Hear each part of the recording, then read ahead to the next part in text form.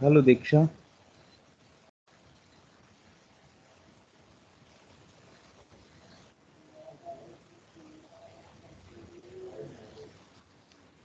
Hello sir. कैसा रहा आप लोगों का प्रोग्राम?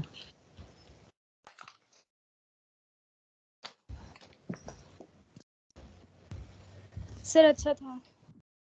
आप भी हम गए लोग थे? जल्दी आ गए थे। हाँ, हम लोग जस्ट अभी पहुंचे हैं घर। एक्चुअली नेटवर्क ओहो। नहीं आ रही थी, इसलिए मैंने अभी ज्वाइन किया है। हाँ It's हाँ, okay। अभी जस्ट आए हैं घर। नहीं, एक्चुअली इसीलिए मैंने भी क्लास लेट रीशेड्यूल हाँ किया, 30 कर लिया। हाँ हाँ सर।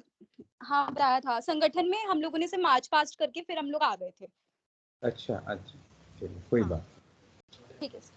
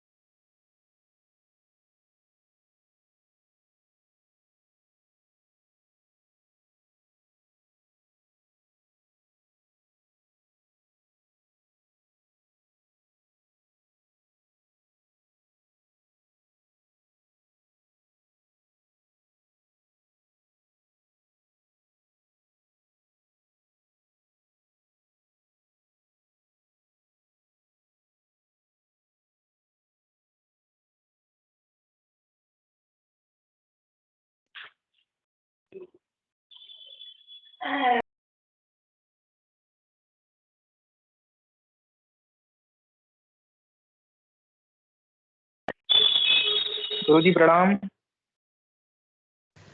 प्रणाम मनमोहन। आप रास्ते में हैं, सफर कर रहे हैं? नो सर, आई एम घर पे ही हूँ सर। अच्छा, आ गए आ गए। कैसा रहा? ठीक रहा आप लोगों का? नहीं सर, नहीं था एक्चुअली। अच्छा अच्छा, आप नहीं गए थे? जी सर। ओ, कोई प्रॉब्लम थी? No, okay okay. नहीं सर, कोई प्रॉब्लम नहीं थी सर, बट मैं सर उसके बाद ही कर पाऊंगा, दीपावली के बाद रेगुलर। नहीं, इट्स ओके इट्स ओके। नहीं, मैं ये कह रहा हूँ प्रोग्राम में गए थे कि नहीं गए थे? नहीं गया था सर, नहीं गया था। नहीं गए थे।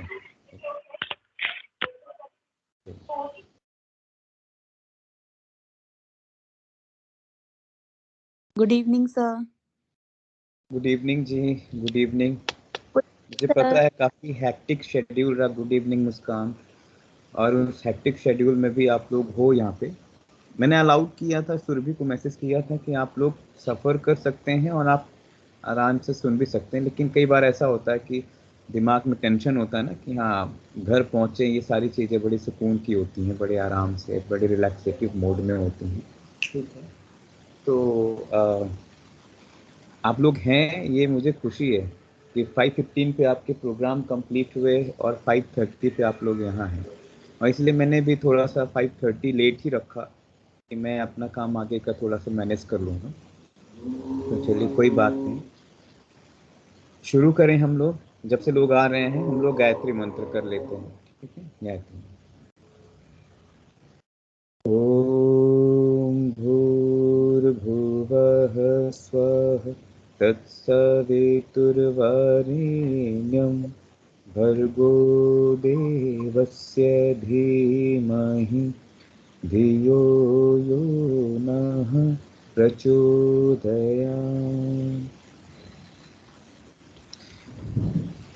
Welcome to all.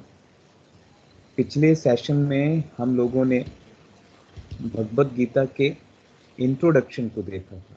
मतलब जो कल का सेशंस था उसमें हम लोगों ने भगवद गीता के इंट्रोडक्शन को देखने की कोशिश की थी। आज हम लोग कोशिश करेंगे कि अगले, और एक टॉपिक, बहुत अच्छा सा टॉपिक है, the significance of Bhagavad Gita and the synthesis of yoga, है ना। तो उसको हम लोग देखने की कोशिश करेंगे। ठीक है, तो ये जो टॉपिक है, एक चीज़ मैं आपको और भी यहाँ पर शेयर करना चाहूँगा ताकि आपका स्ट्रेस थोड़ा सा और फ्री हो जाए। क्योंकि भगवद गीता जैसे ऐसे टॉपिक हैं ये पूरी तरीके से नेचुरल और रियलिस्टिक फिलॉसफी है ना, पूरी तरीके से नेचुरल है। मीन्स हमारी लाइफ से इसका काफ़ी गहरा रिश्ता है ना, काफ़ी गहरा रिश्ता है हमारी लाइफ से। तो जब आप एग्ज़ाम में कोई भी क्वेश्चंस आता है तो आप अपने लाइफ के एक्सपीरियंस पे आसानी से इसमें लिख सकते हैं, ये मैं आपको अलाउड करता हूँ, क्योंकि आसानी से, क्योंकि डे टू डे लाइफ में ये जो बातें अभी हम लोग देखने जा रहे हैं, क्या सिग्निफिकेंस है भगवत गीता का, सिंथेसिस ऑफ योग का मतलब, तो योग के क्या कंसेप्ट हैं, विजडम क्या है, यौगिक विजडम क्या क्या है इसमें, है ना। तो जो 18 टाइप के हम लोगों ने विजडम पढ़े, उन 18 टाइप के योग, जो 18 चैप्टर हैं वो 18 योग भी हैं, मैंने ये भी बताया। तो आप जब सिंथेसिस ऑफ योग के क्वेश्चंस आते हैं तो आप इनको भी लिख सकते हैं। अभी पिछले सेशन में हम लोगों ने सांख्य देखा था और आज भगवत गीता देख ही रहे हैं। एक्चुअली कल एक जो बहुत इम्पॉर्टेंट टॉक हुई हमारी, वो ये हुई, सुरभि से बात हो रही थी क्लास के सिलसिले में, तो उन्होंने बताया कि सर हमें एग्जामिनेशन पैटर्न का भी बहुत ज़्यादा नहीं पता है कि एग्ज़ाम में क्वेश्चंस आएंगे तो हम क्या लिखेंगे और कैसे लिखेंगे। तो मैं उसको भी थोड़ा सा आपके बीच में शेयर करना चाहूँगा कि वो सारी चीज़ें कैसी होंगी, किस तरीके से होंगी। तो पहला तो ये है कि आपके जो पैटर्न है, क्वेश्चंस पैटर्न है ना, तो वो क्वेश्चंस पैटर्न जो है आप लोगों ने देखे होंगे, जो प्रीवियस पैटर्न यहाँ से चलता आ रहा है वो प्रीवियस पैटर्न जैसा ही इस बार का भी पैटर्न है, ठीक है। तो कुछ शॉर्ट क्वेश्चंस होते हैं, कुछ लॉन्ग क्वेश्चंस होते हैं और कुछ कंपलसरी क्वेश्चंस होते हैं।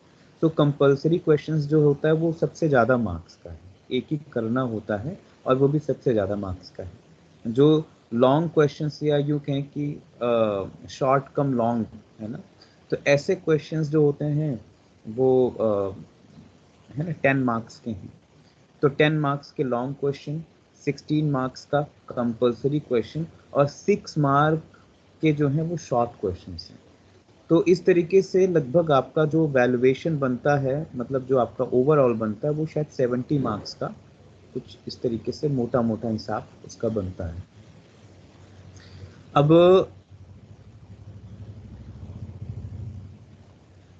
एक सेकेंड, 24, 16, 40, 40, 60 मार्क्स समथिंग, शायद 60।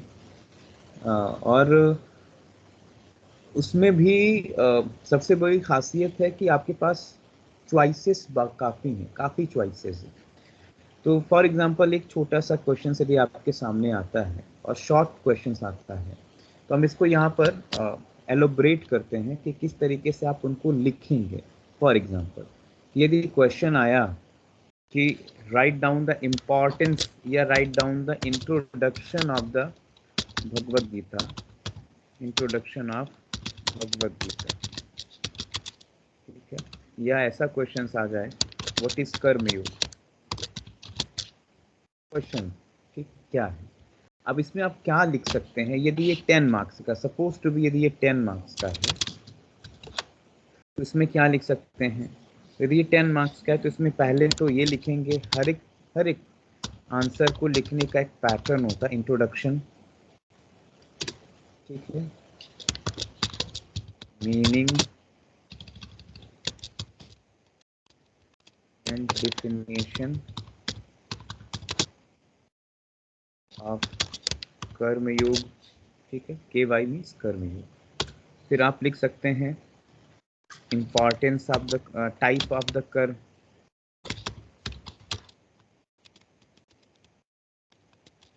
टाइप ऑफ द कर्म, ठीक है, एंड कर्म योग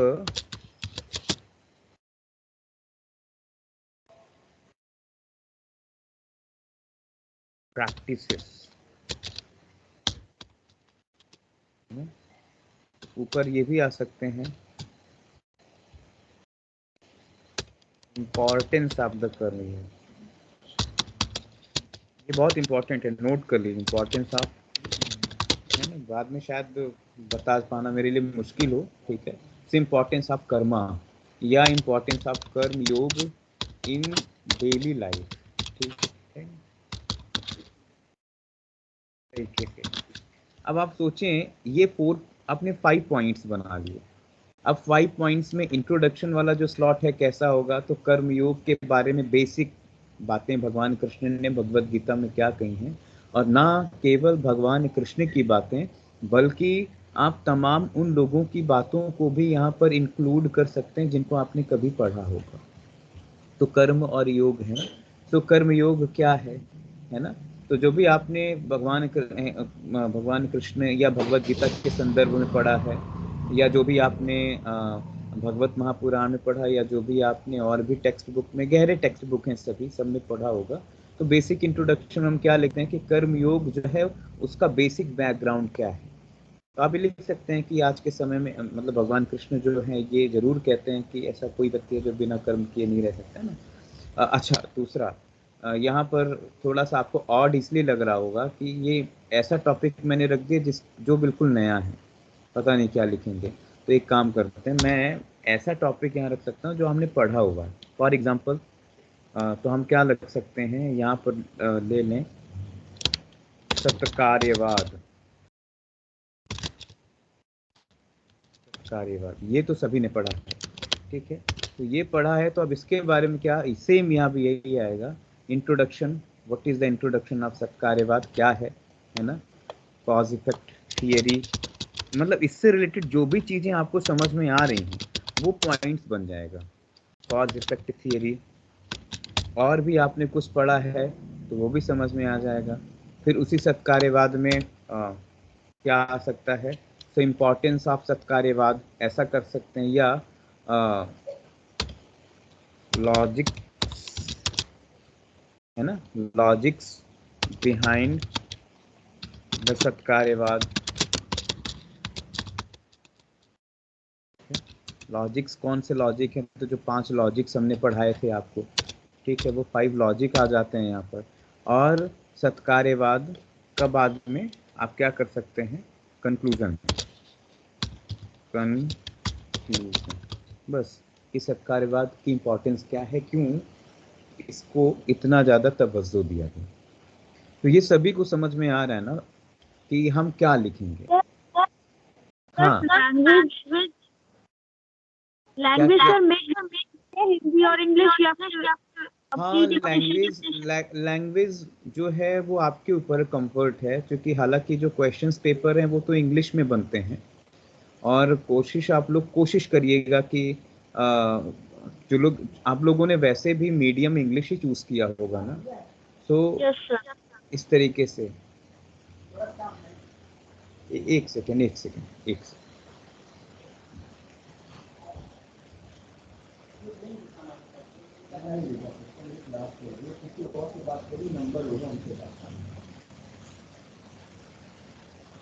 यस, लैंग्वेज में एक जो इम्पोर्टेंट चीज़ है, जैसे पिछले सेशंस में हमने देखा था कि कुछ बच्चों ने हिंदी और इंग्लिश मिक्स करके लिखा था, लेकिन हिंदी तभी यूज़ किया था जहां उनकी बहुत ज़्यादा मजबूरी थी या कुछ टर्मिनोलॉजी उनको नहीं समझ में आई थी। तो कुछ बच्चों ने ऐसा तो किया था, ठीक है।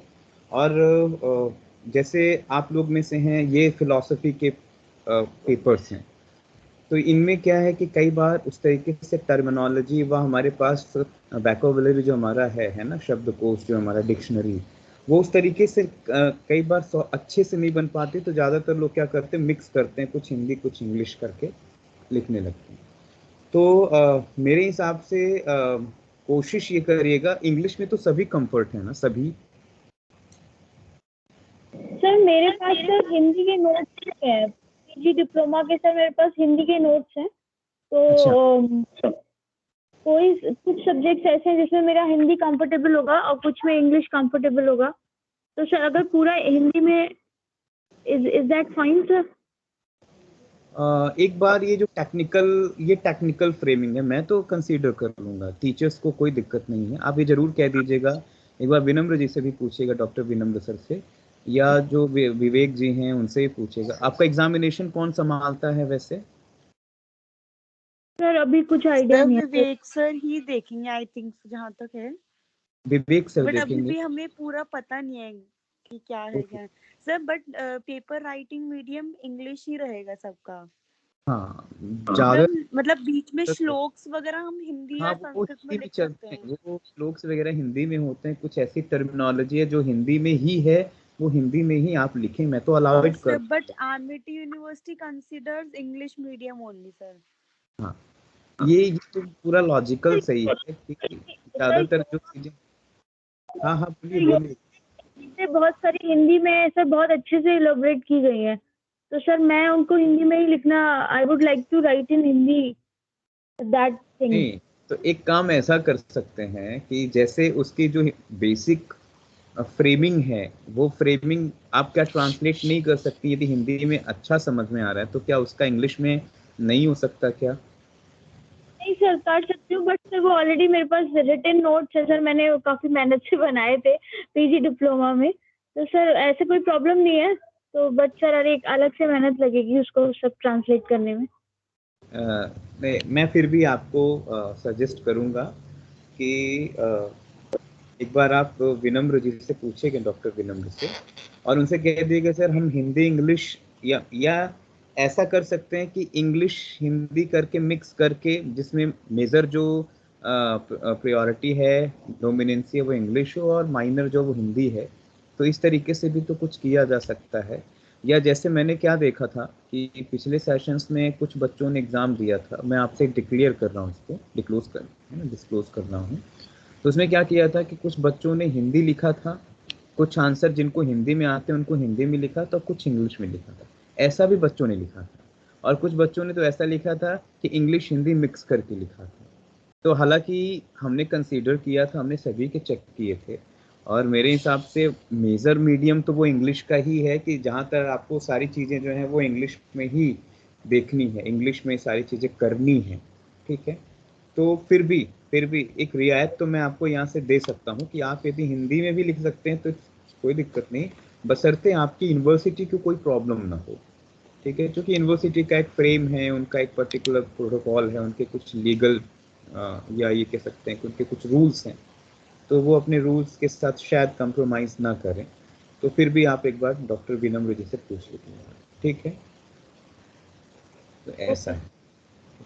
अच्छा ये तो रही बात इन क्वेश्चंस की जो 100 मतलब जो 10 मार्क्स के हैं। अब सवाल आता है ना कि इनको कितना लिखें। ठीक है, 10 मार्क्स के क्वेश्चंस को कितना लिखना चाहिए, है ना? तो लोगों के दिमाग में ये भी आता है कि यदि हम पर पेज भी एक पेज भी लिखते हैं तो एक पेज में लगभग ज़्यादा से ज़्यादा लोग 2 या 3 नंबर देते हैं। तो कोशिश ये करते हैं कि लोग 10 मार्क्स के जो क्वेश्चंस होते हैं उनको लगभग 4 पेज में वो लिखते हैं, 4 पेज, है ना? लेकिन आपके पास क्या है, 4 पेज का मैटर यदि नहीं है, कुछ ऐसे भी क्वेश्चंस होते हैं तो वो कंसाइज होके 2 पेज 3 पेज 2 पेज 3 पेज इस तरीके से होते हैं। तो यदि ऐसा लेके आए, क्योंकि वर्डिंग उसमें नहीं दे रखी है कि हर एक मार्क्स को कितने वर्ड में, मतलब हर एक क्वेश्चंस को कितने वर्ड में लिखने, ये भी नहीं दे रखा है उसमें। ठीक है, बस आ जाएगा कि 10 मार्क्स का है, आप लिखिए एनी टू। तो 10 मार्क्स में एनी टू आप जब कुछ भी लिखेंगे तो फिर कई बार होता है ना कि कितना लिख दें, तो किसी को आपने 1 पेज लिख दिया, किसी को आपने 5 पेज लिख दिया।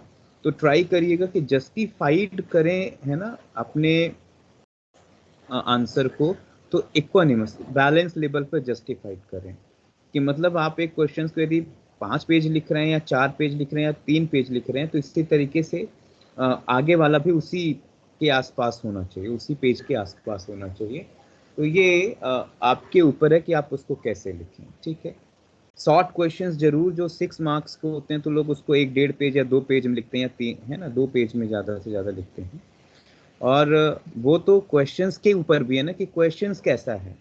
अब क्वेश्चन सीधे इस तरीके से आएगा कि write down the any 4 commentary of the Bhagavad Gita, है ना, write down the any 4 commentary of the Bhagavad Gita, और ये 6 मार्क का है। तो आप 4 कमेंट्री लिख देंगे बस। अब आप उन 4 कमेंट्री की डिटेल नहीं लिखेंगे, क्योंकि क्वेश्चंस क्या कह रहा है, एनी 4 कमेंट्री। वो ऐसा क्वेश्चन नहीं कि write down the about of any 4 commentary, है ना। सो अबाउट की बात हो ही नहीं रही है यहाँ, केवल और केवल नेम की बात हो रही है। तो क्वेश्चंस जैसा होएगा आप वैसे आंसर करिएगा। ठीक है, चलिए। तो ये वाला जो आपका प्रॉब्लम था, इसको थोड़ा सा शॉर्ट आउट अभी किया है। अभी आपके कोई क्वेश्चंस हो एग्जामिनेशन को लेकर कैसे पेपर होंगे, कैसे क्वेश्चंस होंगे, क्या कैसा, तो अभी पूछ सकते हैं।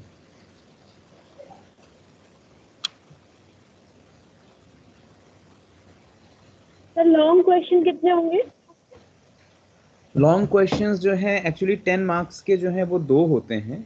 10 मार्क्स के 2 क्वेश्चन होते हैं, ठीक है। और एक होता है 16 मार्क्स का होता है, एक ही क्वेश्चन होता है, वो कंपलसरी होता है, ठीक है। और शायद 6 मार्क्स के जो हैं 4 होते हैं, ठीक है। 6 मार्क्स के जो है 4 क्वेश्चंस होते हैं। तो आई थिंक 24, 16, 40, 50 कितने देखना पड़ेगा आपका पिछला जो एक सेकेंड में आपको चेक करके बता देता हूँ। पिछला जो क्वेश्चंस पेपर था आपका वो कैसा था।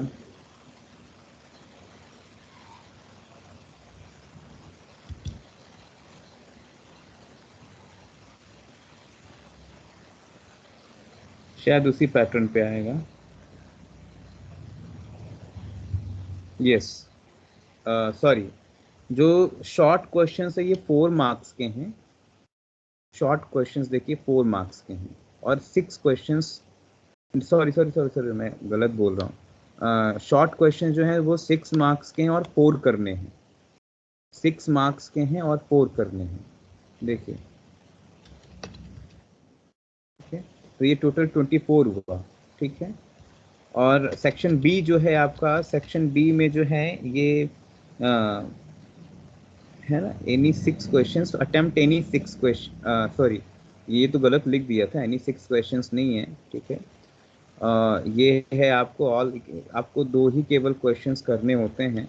ये रफ एंड टफ मैंने बनाया था, उसके बाद मैंने फाइनल, एक्चुअली हमें वहाँ अपलोड करना होता है तो मैंने ऐसे ही बना दिया था, ठीक है। तो जैसे आप देखें 2 क्वेश्चंस हैं और 10 मार्क्स, सो 20 मार्क्स ये हो गए।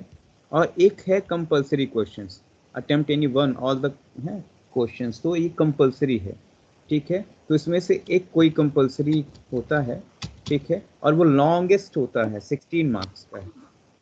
तो लगभग आप मान के चलिए हुआ 36 और 36, 40, 60 मार्क्स का ये आपका होता है, इस तरीके से, ठीक।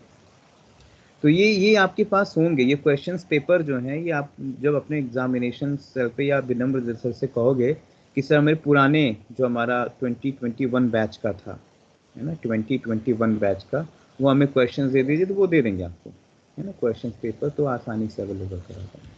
इसमें किसी को कोई प्रॉब्लम है तो पूछ सकते हैं।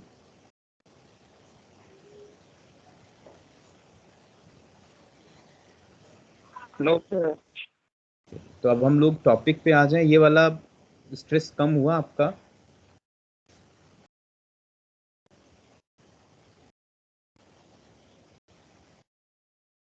टॉपिक पे आए हम लोग? Yes sir. चलिए, जी सर। ओके।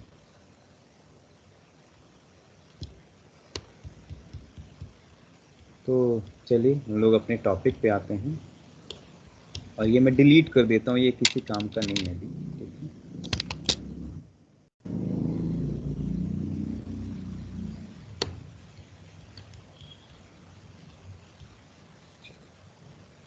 तो आज का जो टॉपिक है वो है the significance of Bhagavad Gita and synthesis of योग।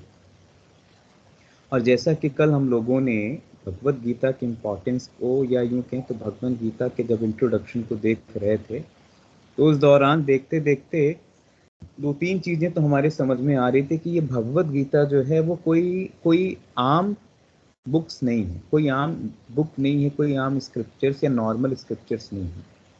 इसमें तमाम वो ऐसी चीज़ें हैं जिनको हम इंटरनल या एक्सटर्नल ट्रुथ कहते हैं, वो सारी चीज़ें इसमें समाई हुई हैं। तो जब कभी हम सिग्निफिकेंस की बात करेंगे तो सिग्निफिकेंस का मतलब क्या है कि उस टॉपिक का या उस बात का हमारी लाइफ से क्या लेना देना है, और हमारी लाइफ के साथ साथ सोसाइटी से क्या लेना देना है। सिग्निफिकेंस का मतलब यही होता है। वो इंडिविजुअल सिग्निफिकेंस कितना है उसका, सोशल सिग्निफिकेंस कितना है, नेशनल सिग्निफिकेंस कितना है, कल्चरल सिग्निफिकेंस कितना है, ट्रेडिशनल सिग्निफिकेंस कितना है ना। तो सिग्निफिकेंस जो है वो पर्सन टू पर्सन, सोसाइटी से सोसाइटी, नेशंस टू नेशंस बदलता है। तो भगवत गीता के जो सिग्निफिकेंस की बात आएगी, तो जैसे पिछले सेशन में आप लोगों ने कुछ अच्छे आंसर्स दिए थे कि भगवत गीता जो है वो किस तरीके से हमारी रियलिटी को, हमारे लाइफ स्टाइल मैनेजमेंट को, हमारे आर्ट ऑफ लिविंग को, हमारे art of thinking, art of time management, leadership management, ये तमाम चीज़ों को साथ में लेके चलती है भगवत गीता, है ना। तो किस तरीके से अर्जुन जो एक सांसारिक व्यक्ति है, मटेरियलिस्टिक ह्यूमन माइंड है उसका, और मटेरियलिस्टिक ह्यूमन माइंड में गड़बड़ियाँ और तकलीफ़ें स्वाभाविक हैं, बिल्कुल स्वाभाविक हैं। एक इंसान यदि भटके ना, यदि वो रास्ता ना भटक जाए, यदि गलतियाँ ना करें, तो कहीं ना कहीं ये समझ में नहीं आता ना कि वो इंसान है। तो इंसान है तो कहीं ना कहीं मिस्टेक्स हैं। क्यों? क्योंकि लाइफ को वो ग्रो कर रहा है, लाइफ को वो जी रहा है। तो लाइफ को जीते समय बहुत सारी चीज़ें ज़रूरी नहीं है कि बड़ी परफेक्ट होंगी, मिस्टेक्स आएंगी, गलतियाँ होंगी, है ना। आप काम करेंगे तो काम के दौरान आपके पैर खींचने वाले तमाम लोग होंगे। आप कोई ऐसा काम करेंगे, आप योग के फील्ड में, और आपके सामने तो सबसे बड़ा चैलेंज है, और वो चैलेंज मैं इसलिए कहूँगा क्योंकि वो चैलेंज हम सब फेस कर रहे हैं आज के समय में, कि हमें सोसाइटी में गालियाँ भी सुनने को मिलेंगी, और हमें सोसाइटी में यश भी मिलेगा, अपयश भी मिलेगा, सब मिलेगा। लेकिन how to cope up with it, how to manage it when society claim, when society give to allegations, when society give to abuse, when society give to some disrespect or dishonesty regarding your professions, तो आप कैसे उसको manage करेंगे? तब आपको जिंदगी का सही मतलब और जिंदगी की बातें और भगवत गीता के लेसन्स कहीं ना कहीं रिलेट करेंगे। जब हम लोगों को भी आश्रम में पढ़ाते थे तो कई बार आश्रम लाइफ नहीं समझ में आती है, क्योंकि जब आप एक ऐसी दुनिया से होते हैं, अब हम लोग एक कुएं के मेढक थे, अब कुएं के मेढक जो हैं आप उनको समुद्र के मेढक के बीच में डाल दो, और वहाँ पर ऐसे ऐसे मेढक हैं जो जगह जगह के एक्सपीरियंस लेके आए हुए हैं। तो चीज़ें कई बार बड़ी ऑड सी लगती कि ये कहाँ आ गए हैं, ये कहाँ फंस गए हैं, है ना। और कई बार तो ऐसा भी होता है कि जैसे आप अभी पढ़ाई कर रहे हैं, पढ़ाई करने के बाद रियल पढ़ाई तो आपकी पढ़ाई करने के बाद शुरू होती है, क्योंकि अभी आपने तो 2 साल तो केवल और केवल गुरु शिष्य परंपरा में रह के ज्ञान सीखा है, लेकिन सही मायने में एजुकेशन का एप्लीकेशन आपकी पढ़ाई के बाद शुरू होता है, जब आप सोसाइटी में जाते हैं और सोसाइटी में कुछ कंट्रीब्यूशन देते हैं, तब वो आपकी पढ़ाई कंसीडर होती है। अदरवाइज तो हमारे पास डिग्री है, कागज़ के कुछ डिग्रियां हमने इकट्ठा कर रखी हैं, लेकिन वो कागज़ की डिग्री का तब तक कोई वजूद नहीं है जब तक वो कागज़ की डिग्री आपके साथ साथ आपकी सोसाइटी का भला नहीं कर सकती है। और जब इस तरीके से कोई बातें आती तब हमें समझ में आता है कि नहीं, प्रॉब्लम तो हम भी तो कुल मिला के अर्जुन जैसे ही हैं। अर्जुन के साथ भी यही कहानियां हैं कि उसके साथ भी एक चैलेंजेस हैं, उसके साथ कुछ लिमिटेशंस हैं, उसके साथ कुछ मजबूरियां हैं। और अर्जुन वहाँ ये नहीं कहते हैं कृष्ण से अर्जुन बात भी करते हैं, तो आप देखेंगे डायलॉग, जब आप भगवत गीता देखिएगा, अभी तो हम लोग पढ़ रहे हैं तो आप जरूर भगवत गीता अपने पास रखिए। कई बार कुछ पर्टिकुलर श्लोक मुझे भी याद आते हैं तो मैं जरूर शेयर करता हूँ आपसे, ठीक है। तो आप देखिएगा अर्जुन भगवान कृष्ण से बेवकूफ़ों जैसे सवाल नहीं कर रहे हैं, अर्जुन भगवान कृष्ण से बड़े लॉजिकल क्वेश्चंस कर रहे हैं, और इतने लॉजिक भरे क्वेश्चंस हैं कि भगवान को उत्तर देना, कई बार अर्जुन को समझाना, भगवान फाइनली भगवान एक जगह ये भी कहते हैं कि भाई तेरे को जो करना है तू कर। कई बार भगवान भी लेट इट गो पे छोड़ते हैं, लेकिन भगवान का लेट इट गो छोड़ना थोड़ा अलग तरीके का है। और अर्जुन को भगवान कृष्ण बाद में ये भी कहते हैं कि भाई हमने इतने सारे रास्ते बताए हैं ज़िंदगी को खुश करने के या ज़िंदगी में खुश रहने के, इतने सारे रास्ते बताए हैं। अब एज यू लाइक, जैसे तेरे को ठीक लगता है तू उन रास्तों को चूज़ कर, और उन रास्तों के बिहाफ पर तू अपनी, है ना, अपनी जर्नी कर, और तुझे युद्ध लड़ना है तो तू युद्ध लड़। लास्ट में अर्जुन भगवान कृष्ण से कहता है, बहुत अच्छे शब्द हैं, माम मेकम शरणम व्रजम, क्या हुआ? तो मेरा सारा संशय, मेरा सारा भ्रम दूर हुआ है, अब मुझे अपनी शरण मिलो। तो कहानी हम सभी की भ्रम से ही शुरू होती है। हम सब जितने लोग हैं, हम लोग संशय से ही, हम लोग डाउट से ही, कॉन्फ्लिक्ट से ही जिंदगी शुरू करते हैं। हम लोग दुख से ही शुरुआत करते हैं और दुख के साथ ही मर जाते हैं। तो जिंदगी दुख से शुरू हुई और हमारा मरना भी दुख से हुआ, तो इसके बीच में आपका सिग्निफिकेंस ऑफ लाइफ क्या है? आपके जीवन का सिग्निफिकेंस क्या है? सो सिग्निफिकेंस ऑफ लाइफ की यदि बात आए, ठीक है, तो उसको किस तरीके से हम मैनेज कर सकते हैं, ये भगवत गीता में समझना। तो हमारे जीवन में यदि हम चीज़ों को समझें कि सिग्निफिकेंस के साथ हम कैसे जी सकते हैं, ठीक है, सिग्निफिकेंस, हमारे जीवन की सार्थकता क्या है। यदि कोई कहता है ना, what is the significance of our yog practice, what is the significance of your idea to healing the society.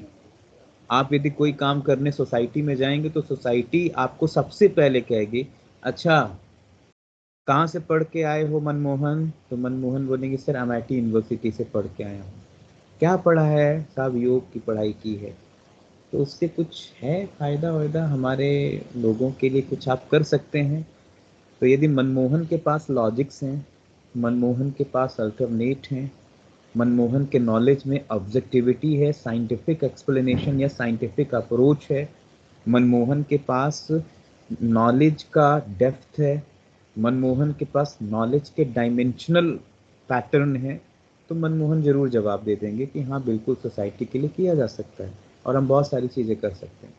Otherwise कुछ ऐसे पर्सन होते हैं जो पूरी तरीके से पैसिव होते हैं, बहुत निगेटिव होते हैं। हमारे योग के फील्ड में आपको ज़्यादातर कुछ ऐसे मिल जाएंगे। हाँ, यहाँ पर मैं क्योंकि मैं ऐसा नहीं हूँ कि मैं योग के फील्ड का हूँ तो मैं ये कहूँगा नहीं नहीं नहीं सब अच्छे होते हैं योग में, बिल्कुल नहीं। आपको योग के फील्ड में कुछ ऐसे भी मिलेंगे जो इतने निगेटिविटी से भरे हैं कि वो क्या कहेंगे, अरे साहब पढ़ाई अलग तरीके की, कोई मतलब नहीं है, इन सारी चीज़ों का कोई वजूद नहीं है, ये होता ही नहीं है, ये एग्जिस्ट ही नहीं होता। क्यों? क्योंकि इन्होंने केवल और केवल चीज़ों को अपने स्ट्रगल के साथ फेस किया, लेकिन उसको सल्यूशंस के साथ नहीं जोड़ा कभी। तो हम स्ट्रगल लोगों को बता देंगे, अपनी प्रॉब्लम तो बता देंगे, लेकिन उसका जो राइट सल्यूशन है वो बताना हमें तब आएगा जब आप गहरे तरीके से अपने कर्मा को समझते हैं, अपने स्किल को समझते हैं, अपने लाइफ स्टाइल के डायमेंशंस को समझते हैं, अपना लाइफ मैनेजमेंट समझते हैं, तब आप कुछ कर पाते हैं। ठीक है, और यही सिग्निफिकेंस है भगवत गीता का कि भगवत गीता आपको क्या समझा रही है। सो भगवत गीता आपको रियलिटी समझा रही है, आपको ये समझाने की कोशिश कर रही है कि आपकी लाइफ का रियल एग्जिस्टेंस क्या है। ठीक है, आपके लाइफ का रियल एग्जिस्टेंस क्या है, वो भगवत गीता। शांत रहो Bittu.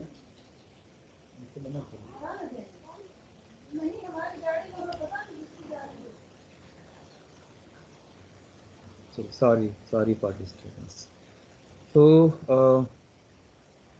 So in Bhagavad Gita is the mystical text that speak about the nature of things. So it is a very important thing, the nature of the things. So what is the important things of a nature? How to develop the structure of the nature. ये nature कैसे मिलके बने, कौन कौन सी? So it's about the humanity, reality, and our place in that reality, as well as the action we are take to find wisdom and the happiness. ठीक है, so भगवत गीता में जो बहुत अच्छी बात है वो क्या है कि हैप्पीनेस कहीं बाहर नहीं है, विजडम कहीं बाहर नहीं है। यहाँ पे भगवान कृष्ण रियलिटी रियलाइज करा रहे हैं अर्जुन को और कह रहे हैं सब कुछ कहाँ है। So the happiness and the wisdom और इन ऑन रियलिटी, इन और योर नेचर आपके अंदर है। So it emphasize that various yoga way is which humanity can deal with the ever-changing world and the emotions of the mind. It is a very important thing because nowadays we have a major problem of the emotional instability, emotional immaturity, emotional unintelligence, the lack of emotional intelligence. We have already, हम सब कैसे हैं? So in society we have the lack of emotional intelligence. हम सब emotions जानते तो हैं, लेकिन इमोशंस के सही डायरेक्शंस और उनकी सही कंडीशंस को नहीं जानते। तो यदि किसी चीज की दशा और दिशा बिगड़ जाए तो गड़बड़ है। तो यहाँ अर्जुन भावुक है। यहाँ अर्जुन कैसा है? Is a very emotionally disturb. Emotionally disturb क्या है? साहब हम नहीं मार पाएंगे, हमारे लोग अपने हैं।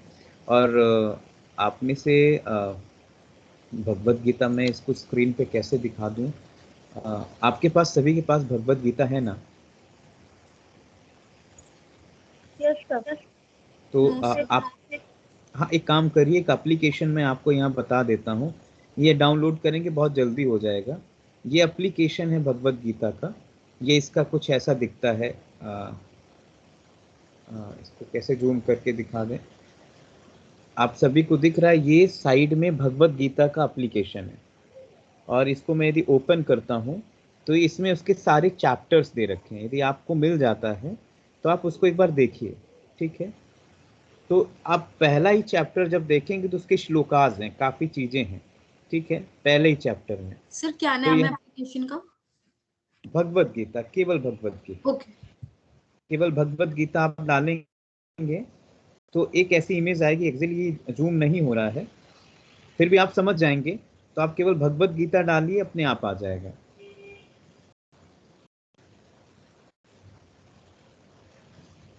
तो सर ऐप का नाम भगवत गीता है? हाँ, ऐप्स का नाम भगवत गीता है।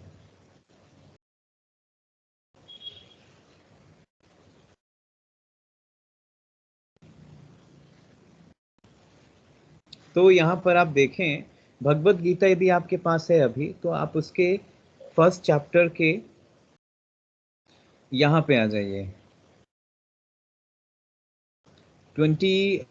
फर्स्ट चैप्टर के 21 श्लोक पे, 21। सो अथ व्यवस्थितांत दृष्ट्वा धृतराष्ट्रान् कपिध्वजः प्रवृत्ते शस्त्र संपाते धनुर्मध्यम पांडवः ऋषिकेशं तदा वाक्यं मिदाहं महीपते। अर्जुन उवाच सेनयोर्भयोर्मध्ये रथम स्थाप्य में उच्युत। मतलब यहाँ पर क्या कहते हैं अर्जुन कृष्ण से? कहते हैं कि साहब हमारा जो रथ है वो कहाँ लेके चलो। तो हमारा जो रथ है वो दोनों सेनाओं के बीच में खड़ा करिए। मुझे देखना है कि मुझे किनके किनके साथ युद्ध करना है, किनके किनके साथ हमें लड़ाई करनी है। सो अब जो सबसे बेहतरीन काम कृष्ण ने यहाँ किया है वो आप 22 नंबर श्लोक में देखिए। सो यहाँ पर वो क्या करते हैं कि भगवान कृष्ण जो हैं, सॉरी 20, इसमें आके आइए, एक सेकेंड, यस 24-25, ये देखिए। संजय वाच एवमुक्तो हृषिकेशो गुणाकेशेन भारत सेनयोर्भयोर्मध्ये स्थापयत्वं रथोत्तमं भीष्मद्रोण प्रमुखतः सर्वेषां च महक्षिताम् उवाच पार्थ पश्यैतान् समवेतान् कुरुनिके। आप सभी के पास हो तो 24-25 नंबर का श्लोक देखें। ये ऐसे इतना बढ़िया है ये कंसेप्ट। हमें ऐसा लगता है कि ये संस्कृत है, क्या है।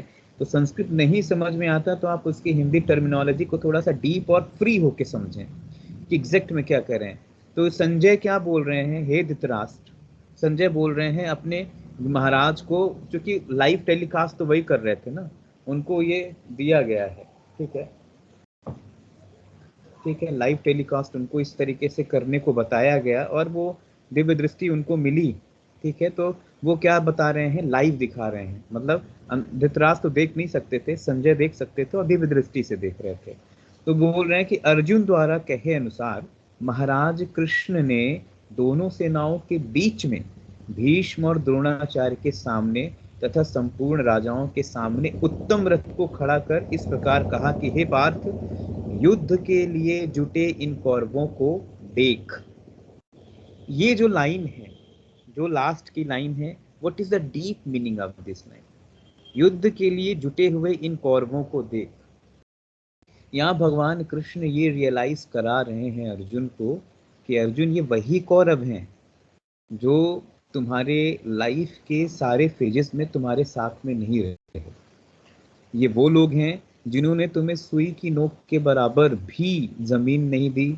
ये वो लोग हैं जिसने तुम्हारी वाइफ के साथ है ना अत्याचार किया, उसकी बेइज्जती की, डिसरिस्पेक्ट किया है। ये वो लोग हैं जिन्होंने तुम्हारे साथ धोखा किया है।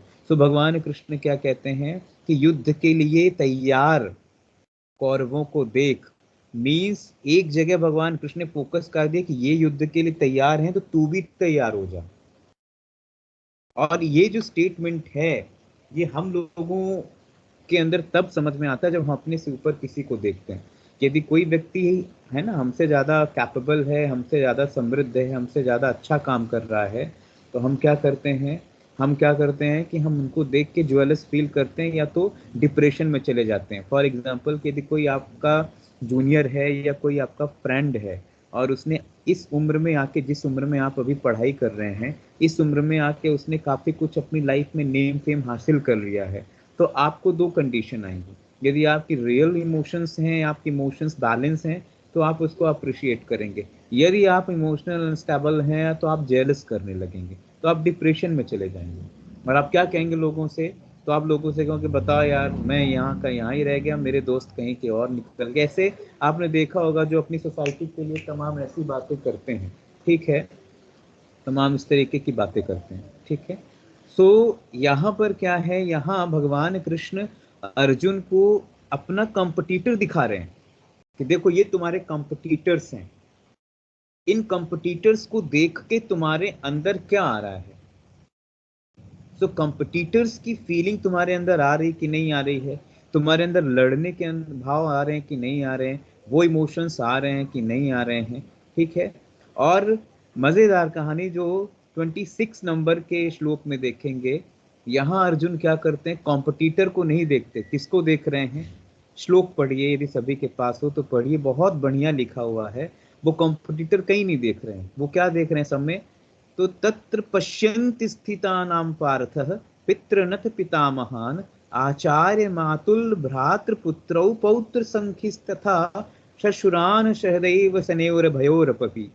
मतलब इसके बाद अर्जुन ने क्या किया, अपने दोनों सेनाओं में जो ताऊ हैं, चाचा हैं, दादा हैं, परदादा हैं, गुरु हैं, मामा हैं, भाई हैं, पुत्र हैं, पौत्र हैं, पुत्र के लड़के हैं, मित्र हैं, ससुर हैं, जो भी लोग हैं उन सभी को देखा। मीन्स जितनी भी दुनियादारी की रिश्तेदारी होती है, जितने भी दुनिया भर में रिश्तेदारी, ये सारे रिश्तेदार यहाँ पर खड़े हैं। और ध्यान रखिएगा, it is the not a relatives, it is the form of the society. ये जो मैसेज यहाँ दिया है भगवान कृष्ण ने, ये देखते हैं। और हम लोगों के साथ यही समस्या है। हमारी सोसाइटी में हम ये कर रहे हैं तो लोग क्या कहेंगे, मेरे दादाजी क्या कहेंगे, मेरे ताऊ क्या कहेंगे, मेरे गुरु क्या कहेंगे, मेरे भाई क्या कहेंगे। This is the particular the challenges of the emotional problem of the society. ये जो श्लोक है 26 नंबर का, यहाँ भगवान कृष्ण भगवत गीता में ये वाला श्लोक आप देखिए, अर्जुन अब सोसाइटी को देख के परेशान है। तो समस्या साहब बाहरी वालों से नहीं है, अपनों से है। और जो अपने हैं ये हैं आपके भैया, आपके मामा, आपके ताऊ, ये जितने भर यहाँ रिलेटिव्स हैं, इन सारे रिलेटिव्स के नाम यहाँ पे 26 नंबर के श्लोक में देखने को मिलता है। कितना अद्भुत कंसेप्ट है भगवान कृष्ण का कि यदि वो चाहते तो केवल और केवल दुर्योधन के सामने ही खड़ा करते, केवल और केवल दुर्योधन के सामने खड़ा करते। लेकिन पहला फेस कहाँ किया? भीष्म के सामने किया, द्रोणाचार्य के सामने।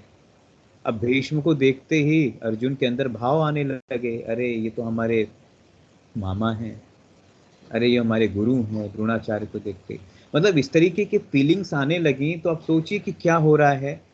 तो हमारे अंदर का जो कंपटीटर है वो धीरे धीरे डल होता जा रहा है। और बैटल फील्ड में कंपटीटर डल हो जाएगा तो शत्रु आप पर हमेशा अधिकार कर लेगा। और भगवान कृष्ण यहाँ पर यही समझाने की कोशिश करते हैं कि अब तुम्हें इस बैटल फील्ड से बाहर नहीं जाना है, अब अपने इमोशंस को कंट्रोल करना है और अपने इंटेलिजेंस का यूज करना। It's called emotional intelligence. भावनाओं में बहना इज द इमोशनल थिंग्स, लेकिन भावनात्मक बुद्धि is that when you using of your emotions with the situation with the reality, है ना, with the your intellect, with the your wisdom, it's called a emotional intelligence.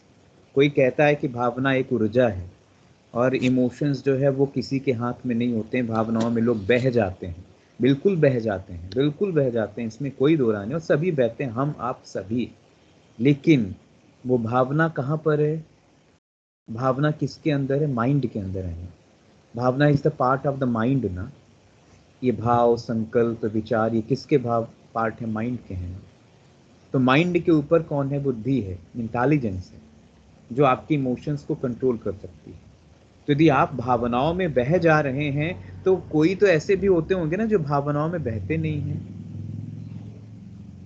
So it is the internal and external truth of the reality, ultimate reality. So here it deal with the pathway, the wisdom and the with humanity in the relationship to the ultimate reality. It is the ultimate reality. और हम लोगों के साथ हम ये जाने कि हम रिलेशनशिप में जितने मात खाते हैं, जितनी क्राइसिस हमारे रिलेशनशिप में है ना, उतनी कहीं नहीं है। हमारे यदि रिलेशन सही हो जाए ना, हमारे भैया थे एक, हम भैया भैया कहते थे उनको, अच्छे साधक थे, बहुत बढ़िया, पातंजलि सूत्र पढ़ाते थे हमें। तो कहते थे कि बेटा दुनिया में सबसे कठिन काम क्या है? रिश्ते निभाना। रिलेशनशिप की क्राइसिस जो है वो इतना कठिन हो गया है। रिलेशनशिप एक तो हमारी हमसे नहीं बन रही है, एक तो खुद से नहीं बन रही है, तो खुद की दूसरे से क्या बनेगी? खुद कहता कुछ और है और करता कुछ और है। सुबह उठते ही दिमाग में आएगा नहीं आज ये करना, ये करना, ऐसा करना, वैसा करना, ये तमाम चीजें हैं। सो इंटरनल रिलेशनशिप तो हमारी गई काम से ना, क्योंकि हम कर नहीं पाते हैं दिन भर में वो काम। सुबह उठा और प्लानिंग खूब किया, लेकिन फिर कहाँ गए सारा समय? तो सोने से पहले जब आप अपने टाइम के एनालिसिस करेंगे ना, जब आप अपने समय का इवैल्यूएशन करेंगे कि हम अपने समय को 10 आउट ऑफ 100 मार्क्स में से कितना दे दें, तो आप बड़ा मुश्किल हो जाएगा कि आप आउट ऑफ 100 मार्क्स में से अपने टाइम को कितना दे देंगे।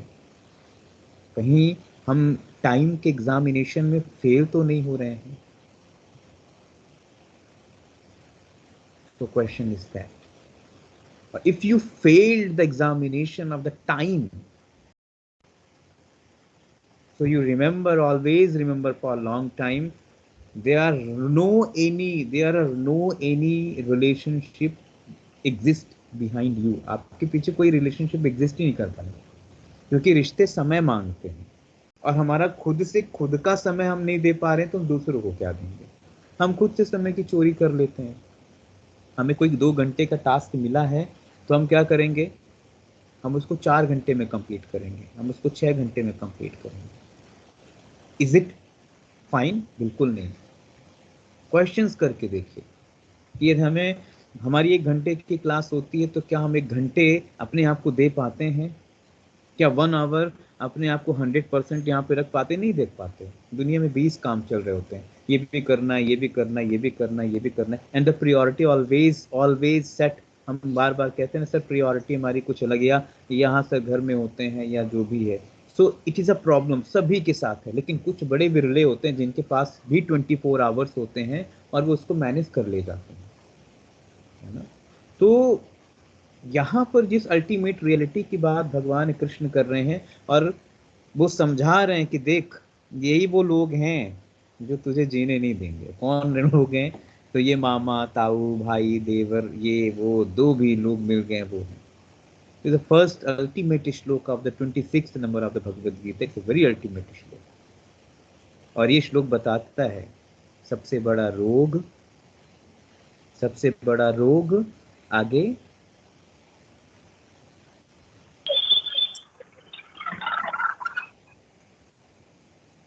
सबसे बड़ा रोग आगे, anyone fill in the blanks? क्या कहेंगे लोग? यस, है ना। सो क्या कहेंगे लोग, ये जो 26 नंबर का श्लोक है ना, ये वो है। और अर्जुन को यही सोशल एंजाइटी हो गई है, इसको मॉरल एंजाइटी कहते हैं, कि सबसे बड़ा रोग क्या कहेंगे लोग। It is a moral anxiety. हम ये नहीं कर पा रहे हैं, लोग क्या कहेंगे, हमसे ऐसा नहीं हो पा रहा है, लोग क्या कहेंगे। और उसके बाद अर्जुन के अंदर क्या आया? तो अर्जुन का अगला श्लोक 27 नंबर, तन् समीक्षय स कौन्तेयः सर्वान् बन्धुनवस्थितान् कृपया परयाविष्टो विषेद वित्रम बव्रतीत। उन उपस्थित संपूर्ण बंधुओं को देखकर कुंती पुत्र अर्जुन अत्यंत करुणा से युक्त होकर शोक करते हुए भगवान से बोले। कौन? बंधुओं को। ये जितने भी लोग हैं, हमारे ब्रदर्स हैं, ये हमारे जो भी और भी कौरव के पुत्र हैं, इनको देख के तो वो और इमोशनल हो गए कि साहब इनको मारने आया हूं मैं, इनको मार के क्या मिलेगा, इनको मार दूंगा तो दुनिया क्या कहेगी कि ये देखो भाई भाई आपस में लड़ गए, मर गए। अब दिमाग में बहुत सारी चीजें, उनके अंदर मॉरल एंजाइटी चल रही है, moral anxiety, and the moral anxiety sometimes is very very harmful. कई बार तो बहुत घातक है। इसलिए हम जाने कि हम कहाँ मॉरल हो रहे हैं और कहाँ हम रियल हो रहे हैं। तो जब कभी आपके अंदर आपकी स्पिरिट को आप प्रेजेंट करने का मौका मिले तो ध्यान रखिएगा, कभी मत सोचिएगा सोसाइटी की कि जो हम करने जा रहे हैं, और यदि वो आपका करना सही है, रियल में सही है, तो वो रियली में सोसाइटी का भला करेगा। रियली में यदि वो स्पिरिटेबल है, स्किलफुल है, उसमें पोटेंशियलिटी है, उसमें पायसनेस है ना, उसमें प्योरिटी है, इसमें ट्रांसपेरेंसी है, तो वो सोसाइटी के वैल्यूज को, सोसाइटी की रियलिटी को सोशली रिलेवेंस हो जाएगा, अपने आप हो जाएगा। तो यदि आप सोसाइटी के लिए कर रहे हैं तो अब पता नहीं, आपने बोले सर हमें चोरी करने का मन है, तो नहीं, फिर ये सोसाइटी के लिए बेनिफिशियल नहीं, फिर तो गड़बड़ है। फिर तो जरूर सोचिए सबसे बड़ा रोग क्या कहेंगे लोग, क्योंकि आप क्या कर रहे हैं, गड़बड़ कर रहे हैं। तो गड़बड़ करेंगे तो सोसाइटी गलत कहेगी। सही करने जा रहे हैं तो सही कार्य में कभी इस तरीके का मॉरल एंजाइटी लेके नहीं आना है, ठीक है। So Bhagavat Gita always tell about the external and internal truth. तो 28 और 29 जो आप देखेंगे तो यहाँ क्या है, ये श्लोक में भगवान कृष्ण बहुत बढ़िया है। अर्जुन उवाच दृष्टेव मम स्वजनम कृष्ण युत्सवम समुपस्थितम सीदंति मम गात्राणि मुखम च परुष्यति वेपयुश्च शरीर में रोम हर्षेश्च जायते। हे कृष्ण, इन युद्ध क्षेत्र में डटे हुए स्वजन समुदाय को देखकर, स्वजन, स्वजन कितना बढ़िया शब्द है। स्व मीन्स हमारे अपने, स्व मीन्स अपने, जन मीन्स लोग, हमारे अपने लोग हैं। ये देखकर मेरे अंग कैसे हैं, शिथिल हुए जा रहे हैं। सीदंति मम गात्राणि मुखम चाप आरिशुष्यति, और मुख सूख रहा है। एंड वेपयुश्च शरीर में रोम हर्षश्च जायते, शरीर में कंपन आ रहा है, धुरजारी जिसको कहते हैं in Gujarati terminology, and the vibration in the English terminology, Hindi से कंपन। तो बॉडी कांप रही है हमारी, साहब मुश्किल है, और पूरे बॉडी में रोमांच सा हो रहा है कि क्या करने, मेरे को समझ में नहीं आ रहा है। So it is a symptom of the depression, it is a symptom of when is a mind get the confuse state, fight और फ्लाइट, क्या करूं। तो इन फाइट और फ्लाइट स्टेट का ये कंडीशंस है जो भगवत गीता में ये वाला श्लोक है। और आगे तो और अच्छे से वो बता रहे हैं, और सिम्टम गांडीवम चा शस्यते हस्तात् त्वक्चैव परिहृद्यते न च शक्नोम्यवस्थान्तु भ्रमतीव च मे मनः।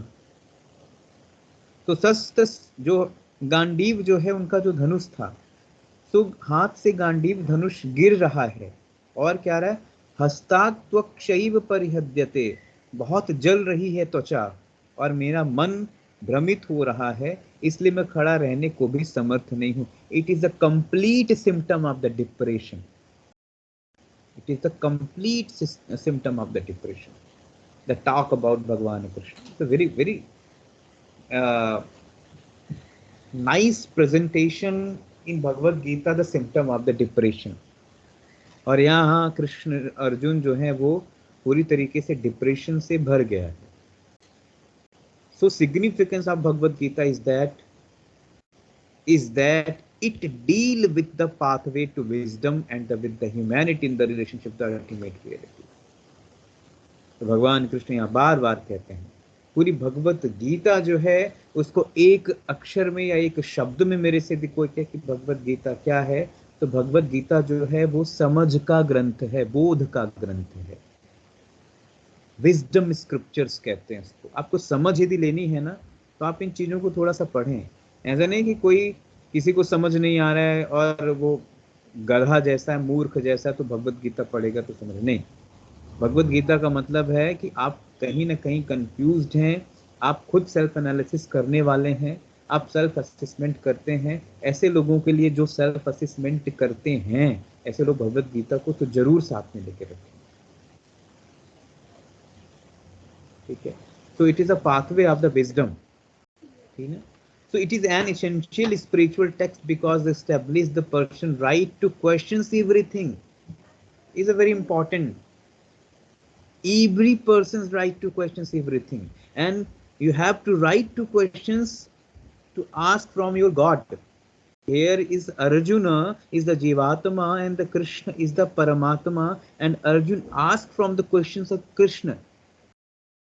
So भगवान से सवाल जवाब की बातें चल रही है। Its approach is the dialogue between the symbolism human, the name Arjuna and the reality, and the symbolized is the text as a Krishna. तो अर्जुन और कृष्ण के बीच में जो स्क्रिप्चर्स, ये जो डायलॉग्स हो रहे हैं, ये डायलॉग्स का जो कंपाइलेशन स्क्रिप्चर्स मेरा ब्यूटीफुल तरीके से है, वो क्या बताता है, वो रियलिटी स्टेट को बताता है। So the reality state that is a good the questions live, the Shri Krishna answer the Arjun questions. और क्या कहते हैं यहाँ पे, तो the Gita speak about the one things, the very important, the nature of things.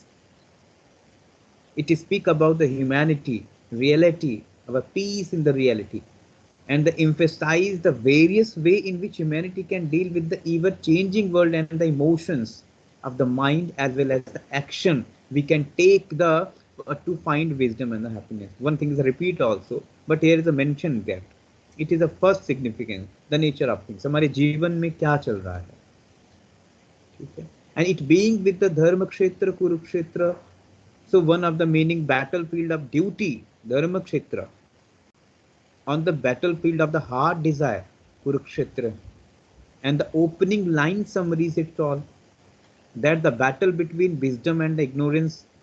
तो धर्म और अधर्म के बीच में जो कहानी है, ज्ञान और अज्ञान के बीच में जो कहानी है, जहां माइंड पेंडुलम की तरह अटक रहा है, क्या माइंड को करना चाहिए, क्या नहीं करना चाहिए, हमें अपनी लाइफ में क्या करना चाहिए, नहीं करना चाहिए, यही धर्म क्षेत्र कुरुक्षेत्र है। तो हमने कल की क्लास में बताया था, धर्म क्षेत्र मीन्स धर्म, जो हमारा धर्म है, जो real nature is called a धर्म। और इस धर्म क्षेत्र में कुरुक्षेत्र हो रहा है, मीन्स इस रियल नेचर में क्या हो रहा है, mind is going always in pendulum state, conflicting state, doubting state, illusion state, कभी ये तो कभी वो, तो कभी ये तो कभी ये। So the battle between the wisdom and the ignorance is in the mind of each being, and the pursuit, है ना, overcome illusion, gain wisdom, and the become detached from what implement of the perceivable in our life world. तो एक चीज मैंने बताई ना कि भगवत गीता क्या देती है हमें, समझ, विजडम। एक लाइन में भगवत गीता क्या देती, विजडम, खत्म बात। और पूरा 18 chapter is based on the wisdom.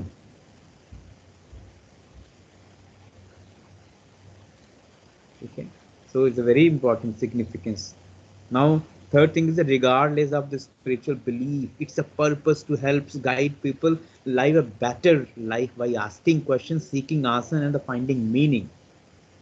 हमेशा हमारी जिंदगी कैसी हो, हमारी जिंदगी बिल्कुल कैसी हो, जिज्ञासा जैसी हो, खोजी तबीयत के हो, हम जिज्ञासु तबीयत के हो, खोजी मन हो हमारा, हर चीज ढूंढते रहें, समझते रहें, जानने की कोशिश करें। और ये नहीं कि बस एक बार जान गए तो बस जान ही गए, हो गया ना काम। So here is the Krishna nature like a student, and what is the nature of a student is the learning ability to eager to know more and more. ये कैसे करना है, वो कैसे करना है, ऐसे कैसे करना है।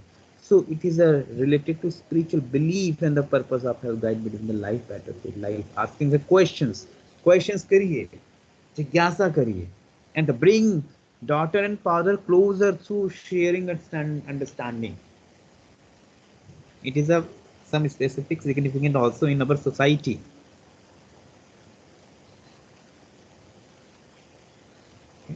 तो हमें अपने समाज को, अपने समाज से पहले अपने आप को समझना है और उसके बाद आगे चलना है.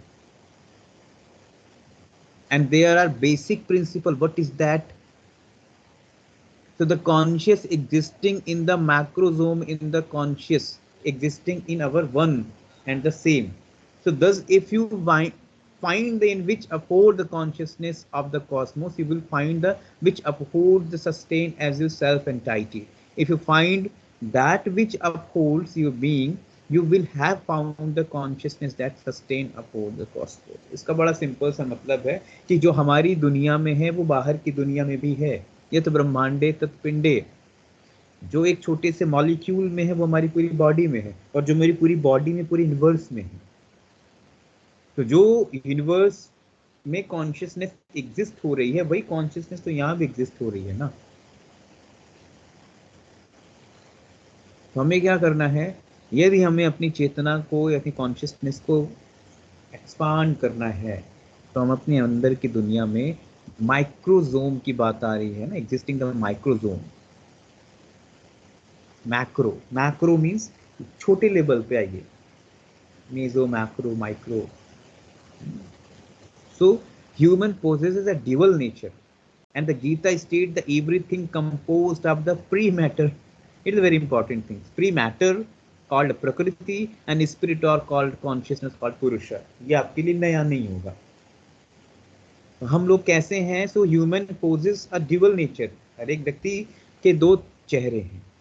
वो मटेरियलिस्टिक फेस भी प्रेजेंट करता है और कॉन्शियस फेस भी प्रेजेंट करता है, और हमें दोनों मैटर पे बैलेंस करना आना चाहिए. The meaning of the earth life has only one purpose, to know the spiritual foundation that sustain and upholds the cosmos and all therein. तो हमें भगवत गीता क्या समझा रही है? हमें अपने बारे की समझ है कि हम अपने मैटर को और अपने कॉन्शियसनेस को कैसे समझें, and how to control it, how to balance it. हम इसमें बैलेंस कैसे लेके आए, बैलेंस कैसे बिठाएं. ये बेसिक बातें जो हैं ये भगवत गीता की है. So humans are capable of knowing the fundamental foundation is absolute which is the godness. So here is very important things आपके लिए है, बहुत इंपॉर्टेंट है जो यहाँ पे मैंने मेंशन कर दिया. So in modern perspective what is the significant of Bhagavat Gita? What is that? So management and Bhagavat Gita.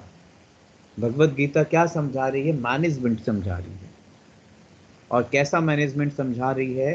तो यदि मैं इसको थोड़ा सा यहाँ पर एडिट करने की भी कोशिश करूँ, और वो किस मैनेजमेंट को समझाने की कोशिश कर रही है? So management is what?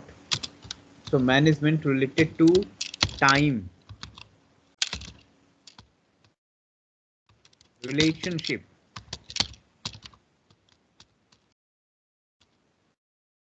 किसी की स्पेलिंग गलत हो जाती है तो आप सही करवा दीजिएगा, ठीक है. फिर लीडरशिप, फिर स्किल मैनेजमेंट. और कौन कौन से मैनेजमेंट होते हैं? एनीवन?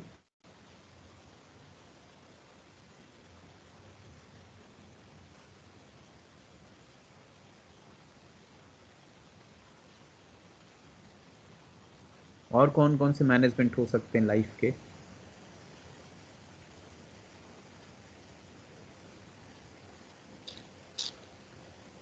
तो सेल्फ मैनेजमेंट.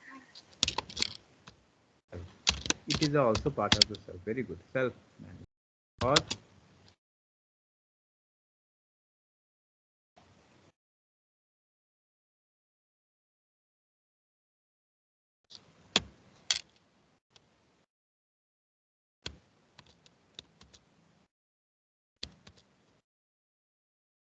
Cultural management.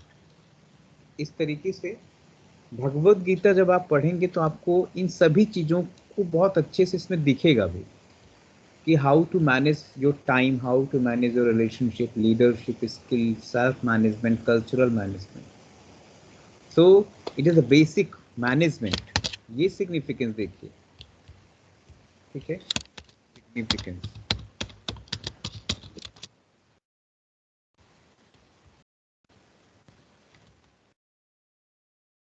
ठीक है.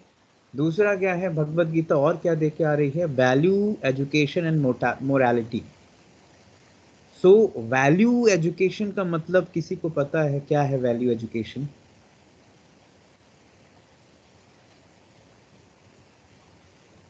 एनीवन? किसी को पता है वैल्यू एजुकेशन क्या है? सर जो एजुकेशन हमारे वैल्यूज भरे सर, वो cultural values, ethical, very good, personal sir, very वो गुड, वेरी हम बिल्कुल बिल्कुल सही कह रही हैं.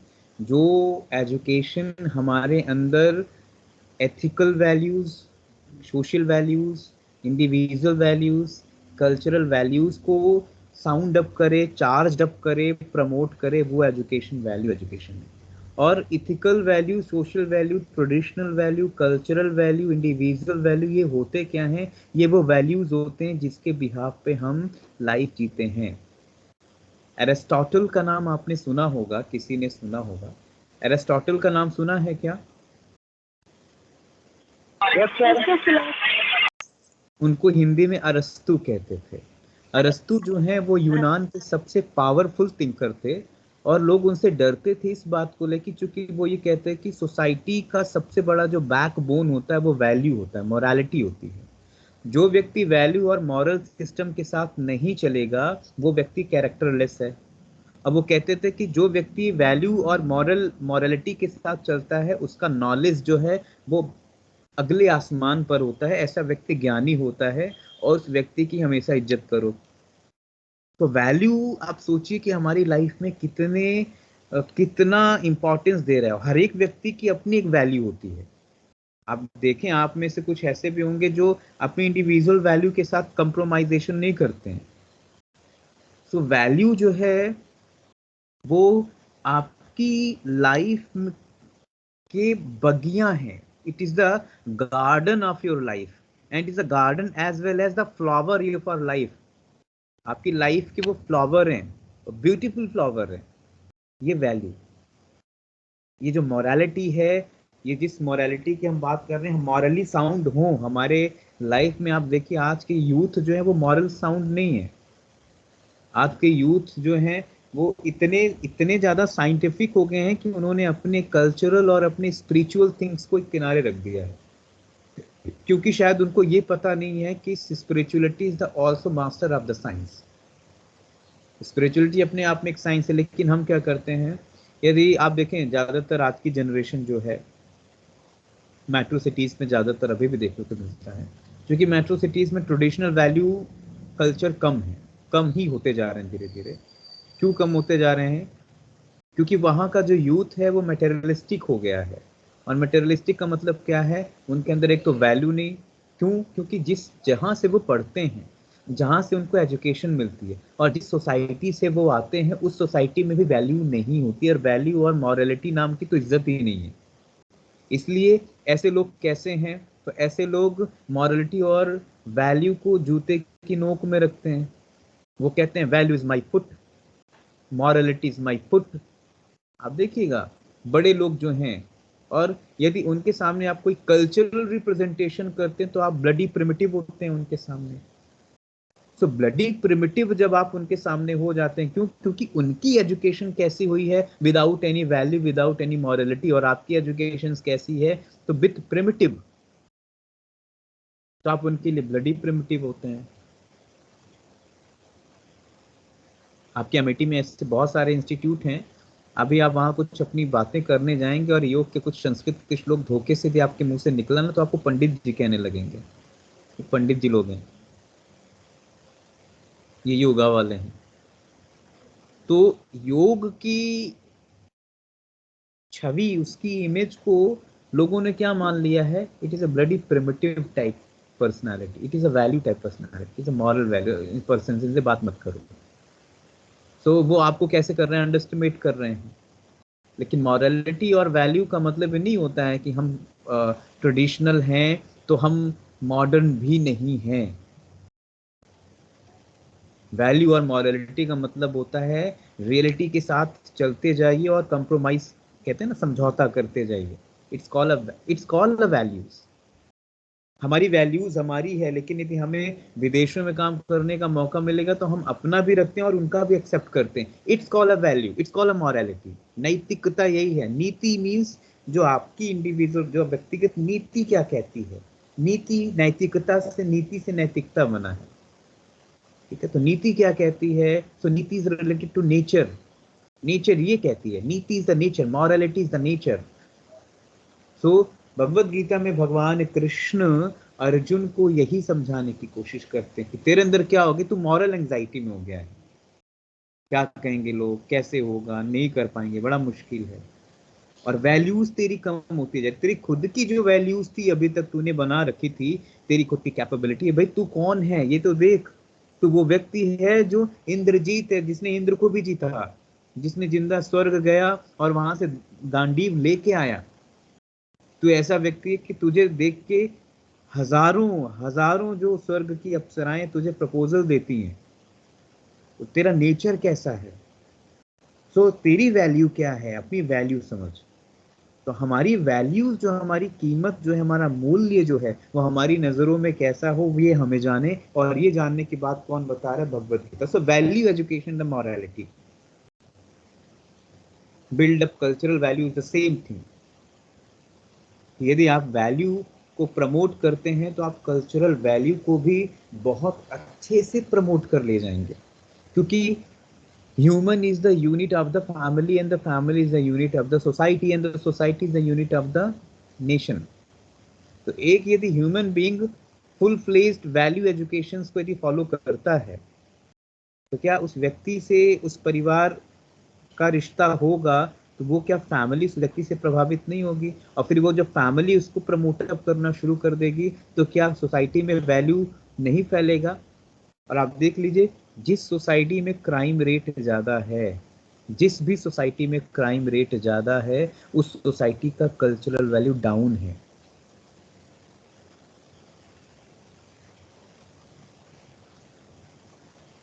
अब देख लीजिए, बॉलीवुड का एग्जांपल देख लीजिए। आर्यन खान दोषी हैं या नहीं है नहीं पता मुझे, लेकिन एक सच्चाई तो बड़ी गहरी पता है कि वैल्यू तो वहां नहीं है ना, मॉरलिटी तो नहीं है ना, ट्रेडिशनलिटी और कल्चरल थिंग्स तो नहीं है ना। और जिसकी वजह से हमारा जो रियल वैल्यूज है, हमारे जो सामाजिक जो मूल्य हैं वो कम हो रहे हैं। और पीढ़ियां क्या करती हैं, वो तो केवल फॉलो करती हैं। जनरेशंस, यंग जनरेशन तो केवल फॉलो करती हैं, क्योंकि उनके रोल मॉडल कैसे हैं, तो उनके रोल मॉडल आर्यन खान जैसे हैं, शाहरुख खान जैसे हैं। तो उनके रोल मॉडल जैसे होंगे वो उनकी लाइफ को फॉलो करेंगे।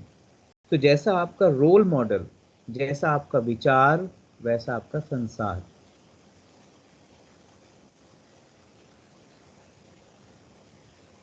क्योंकि हम हमेशा इतने एक्सट्रोवर्ट हो गए हैं ना कि हमें सोसाइटी में झांकने की आदत से पड़ गई है और सोसाइटी को फॉलो करने की आदत पड़ गई। तो उन सोसाइटी में आप देखें, वैल्यू देख लीजिए, वो जिन सोसाइटी को आप फॉलो कर रहे हैं उन सोसाइटी में क्या वैल्यू है, उनके क्या कल्चरल एस्पेक्ट हैं।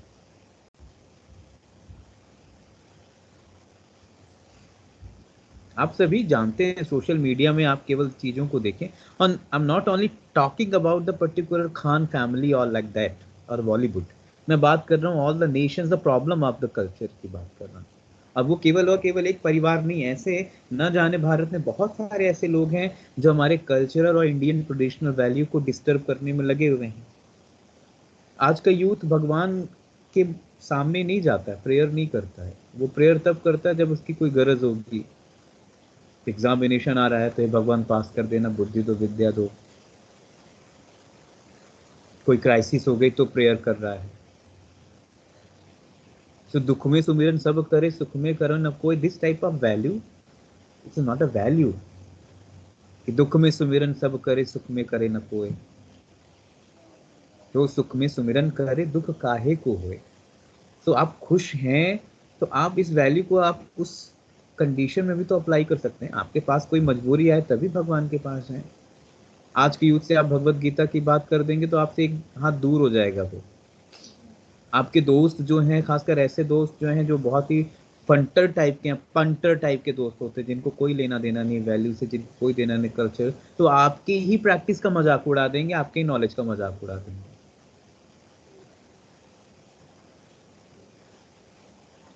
क्यों मजाक उड़ा देंगे? क्योंकि उन्होंने इन चीजों को कभी रियलाइज नहीं किया।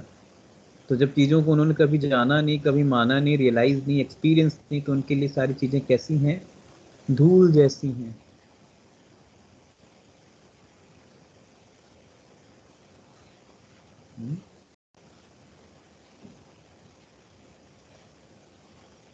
गहरी बात है भगवत गीता की, ये build up the cultural values.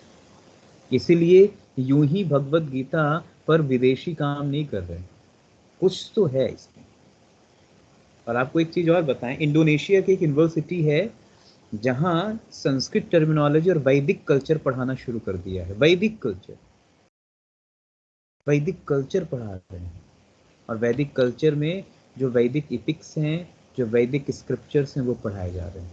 क्योंकि उनको पता है कि यदि किसी भी नेशंस को स्ट्रांग बनाना है तो उसके एजुकेशन पहलू को स्ट्रांग करना पड़ेगा। और एजुकेशन यदि रूट का हो, एजुकेशन यदि वैदिक हो, एजुकेशन यदि स्पिरिचुअल हो, तो वो व्यक्ति के अंदर रियल में उसकी पर्सनालिटी में कई चेंजेस लेके आ जाएगा। तो ये है कल्चरल वैल्यू।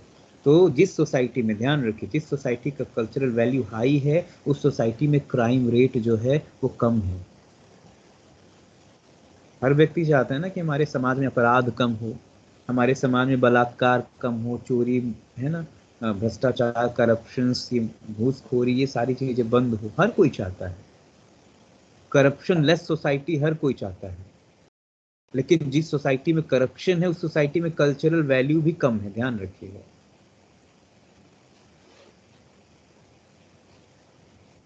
फिर चाहे सरकारें कोई भी योजना निकाल दें, यदि छोटे व्यक्ति के थॉट में, उसके विचारों में परिवर्तन नहीं हुआ तो कल्चरल वैल्यू बदलने वाले नहीं।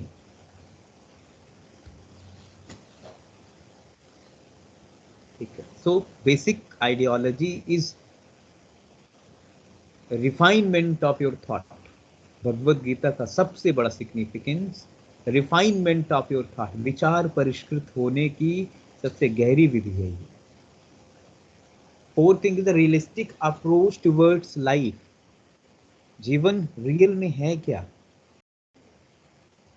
और जीवन रियल में हम समझते हैं तो उसका रियलिस्टिक अप्रोच क्या है।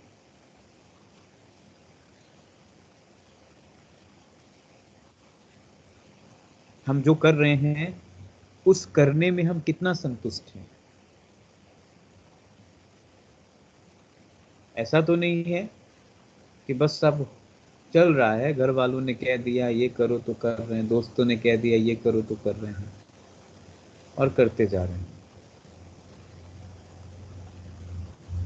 तो रियलिस्टिक अप्रोच भी लाइफ में आना चाहिए। और रियलिस्टिक अप्रोच के लिए आपको विजडम चाहिए, है ना, विजडम, बोध, समझ। द वेरियस यौगिक vision in practice.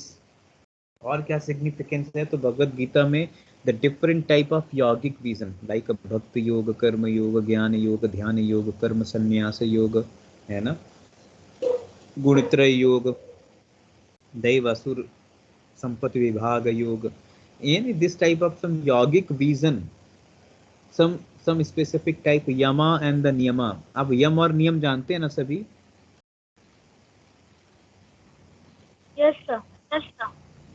So your yam is your cultural value, huh? Your yam is your individual value, or niyam is individual value.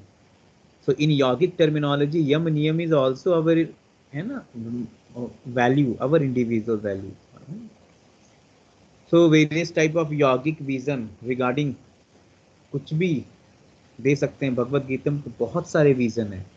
How to act in society, how to do work, काम कैसे करना है, क्या है कर्मयोग, भक्ति कैसे बनानी है, क्या है इमोशन प्यूरिफिकेशन, जिसको कहते हैं ना भक्ति योग, इमोशनल प्यूरिफिकेशंस, भावनात्मक परिष्कार जो है वो भक्ति है।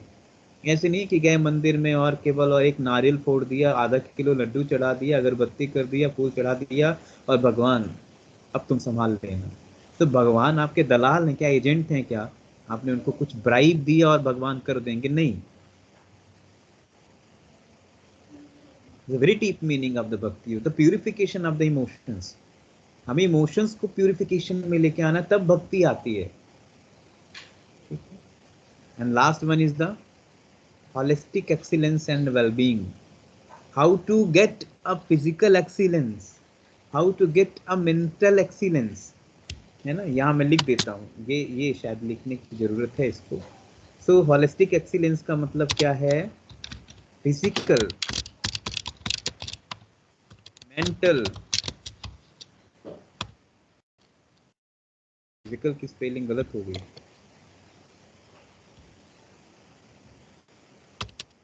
Social and the spiritual.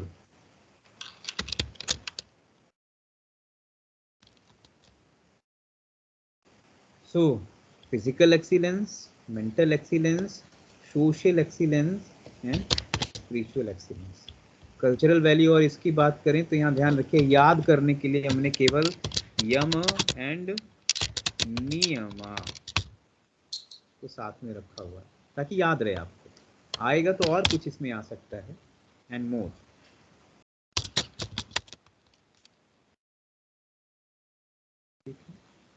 तो ये है सिग्निफिकेंस ऑफ भगवद गीता कि हम एक्सीलेंस को कैसे अचीव कर सकते हैं, एक्सीलेंस को कैसे अचीव कर सकते हैं। अच्छा, आप में से किसी को पता है what is the excellence?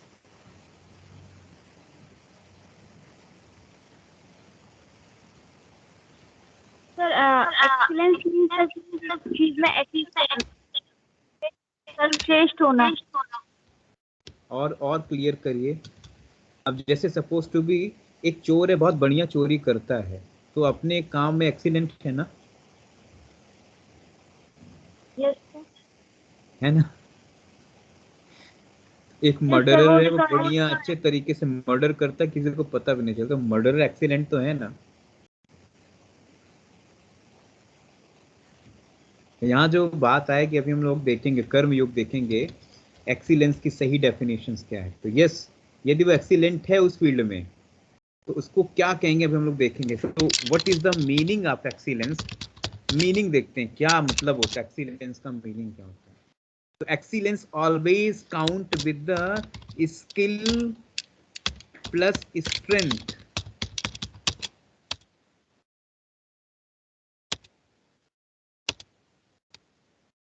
Skill plus strength, it's called excellence. Note कर लीजिएगा, ये आपको काम आएगा। भगवद गीता में जिस कर्म योग की बात आएगी, जहां भी एक्सीलेंस वर्ड आएगा, तो excellence always always work with the skill and the strength.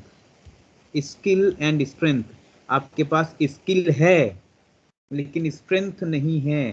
तो strength is the physical things and skill is the mental things. So excellence का मतलब होता है mental plus physical. So skill come from the mental, समझ आ रहा है, and strength come for your physical, but physical plus mental both. So it is the concept of the very deep rooted. ठीक है, तो जब कभी आपके अंदर स्किल और स्ट्रेंथ एक साथ हो तो आप मान के चलिए आप एक्सीलेंट हैं। और यदि किसी चोर के पास होगा तो वो होगा, किसी आतंकवादी के पास ये दोनों चीजें होंगी तो होगा। लेकिन एक्सीलेंस का जो अल्टीमेट आउटकम है वो आपको क्या देती है? आपको कहाँ लेके जाती है? यहाँ लेके जाती है। कहाँ? यहाँ, स्पिरिचुअलिटी की तरफ। तो यदि कोई चोर चोरी करके स्पिरिचुअलिटी की तरफ जा पा रहा है तो वेरी गुड, लेकिन ऐसा होता नहीं है, हमेशा ऐसा होता नहीं है। ठीक है, तो इस एक्सीलेंस की ये डेफिनेशंस याद करिएगा और याद रखिएगा, ये बड़ा इंपॉर्टेंट है। Excellence is equal to skill plus strength. समझ में आ गया ना? Yes sir. आगे चलते हैं। Now it is a very important thing, synthesis of yoga. So what is the synthesis? Synthesis का नॉर्मल मीनिंग कोई बताएगा मुझे?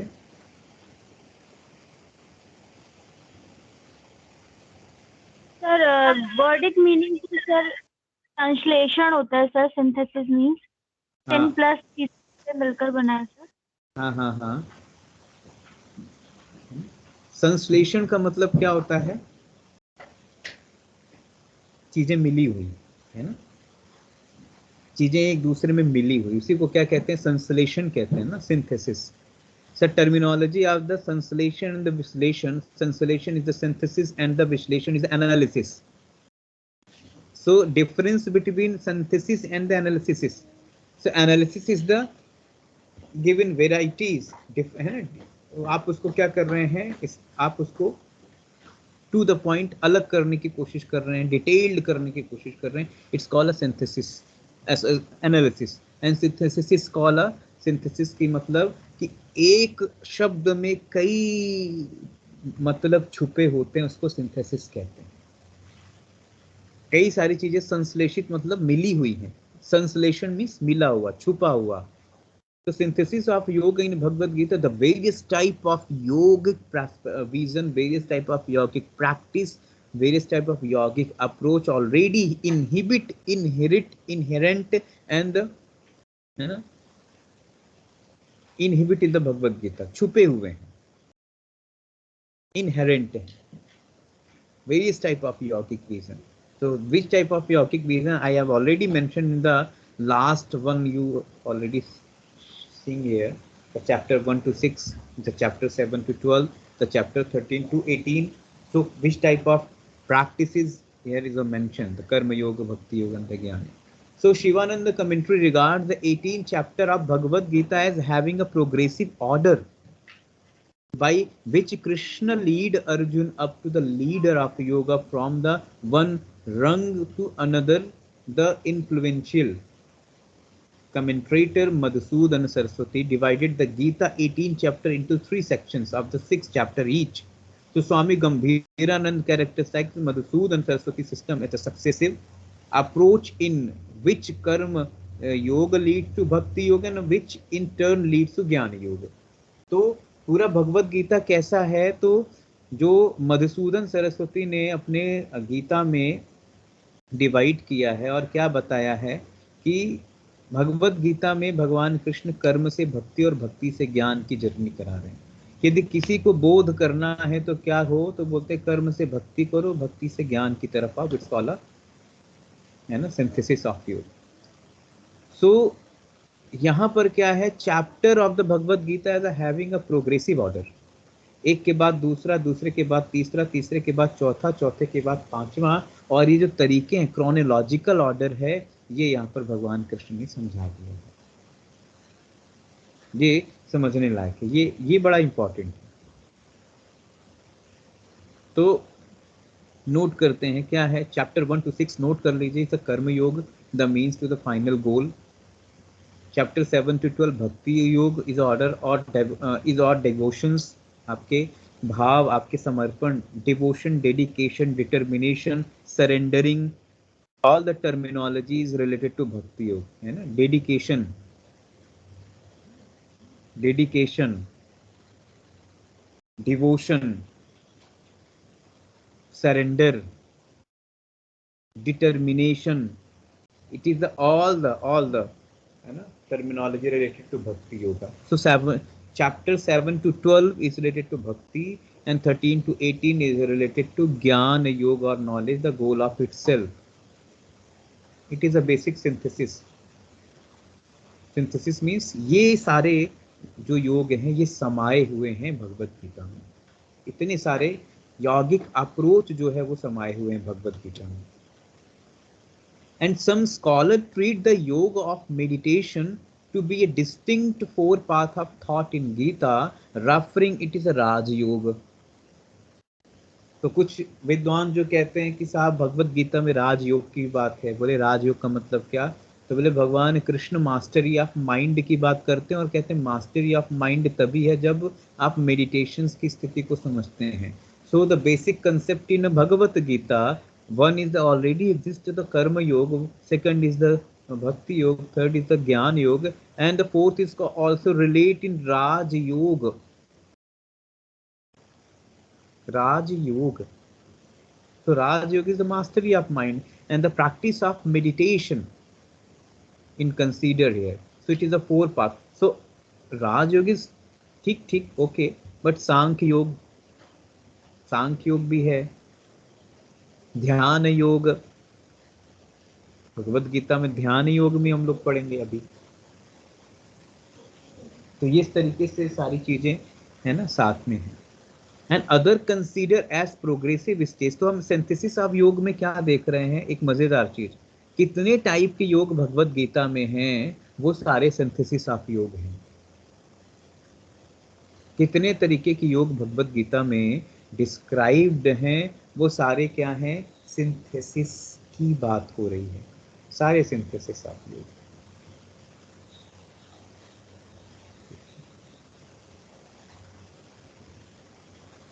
So Adi Shankara have considered its discussion in the 13th chapter the Gita and as were the integral part of the ज्ञान योग। ठीक है, तो भगवान आचार्य शंकर जो है वो ऑलरेडी भगवत गीता को भी के 13 चैप्टर से उसको ज्ञान योग की बात करते हैं। एंड द बेसिक थिंग जो अभी कोई हमसे पूछ रहा था, पिछले सेशंस में ही शायद पूछा था, the Bhagavad Gita is the part of Prasthana Trayi. हाँ यस, याद आया, अभी कोई पिछले सेशंस में कोई पूछ रहा था कि भगवत गीता में क्या है, उपनिषद का एसेंस है या वेद का है, क्या है। ठीक है, तो भगवत गीता में किसका एसेंस है, उपनिषद का एसेंस है। तो प्रस्थान त्रयी विच आल्सो इंक्लूड द उपनिषद, ब्रह्म सूत्र। ठीक है, so there are the 3 starting points of the Vedanta school of Indian philosophy। कौन कौन से हैं, भगवद गीता, उपनिषद एंड द ब्रह्म सूत्र। सो प्रस्थान त्रयी का मतलब क्या है, 3 वो बेसिक टेक्स्ट बुक हैं हमारे इंडियन स्क्रिप्चर्स में, हिंदू फिलॉसफी में, जो हमारे जो हमारे रियल वेद के कंक्लूजन को, उसके एसेंस को, उसकी आइडियोलॉजी को, उसकी एपिस्टेमोलॉजी को, उसके नॉलेज को है ना रिप्रेजेंट करते हैं। वो कौन 3 हैं, तो पहला है भगवद गीता, दूसरा उपनिषद और तीसरा ब्रह्म सूत्र। ब्रह्म सूत्र जिसको वेदांत कहते हैं, ब्रह्म सूत्र। तो ये क्या है, ये 3 है। तो ये याद रहेंगे ना, ये ऐसे क्वेश्चंस आपको ऑब्जेक्टिव क्वेश्चंस भी आ सकते हैं, है ना। तो आप ये तो याद कर सकते हैं ना कि ये चीजें हमारी प्रस्थान त्रयी कौन कौन सी। सो त्रयी मीन्स 3 प्रस्थान इज रिलेटेड टू फाउंडेशंस। ठीक है, तो हमारे इंडियन सिस्टम में 3 फाउंडेशंस, इसलिए मैं कहता हूँ यदि स्क्रिप्चर्स पढ़ने हैं ना तो 3 तो पढ़ ही सकते हैं, उपनिषद, भगवद गीता और प्रस्थान त्रयी। ठीक है, ठीक है, उपनिषद, भगवद गीता और प्रस्थान त्रयी, इनको तो पढ़ा जा सकता है। ठीक, तो इतना समझ में आया।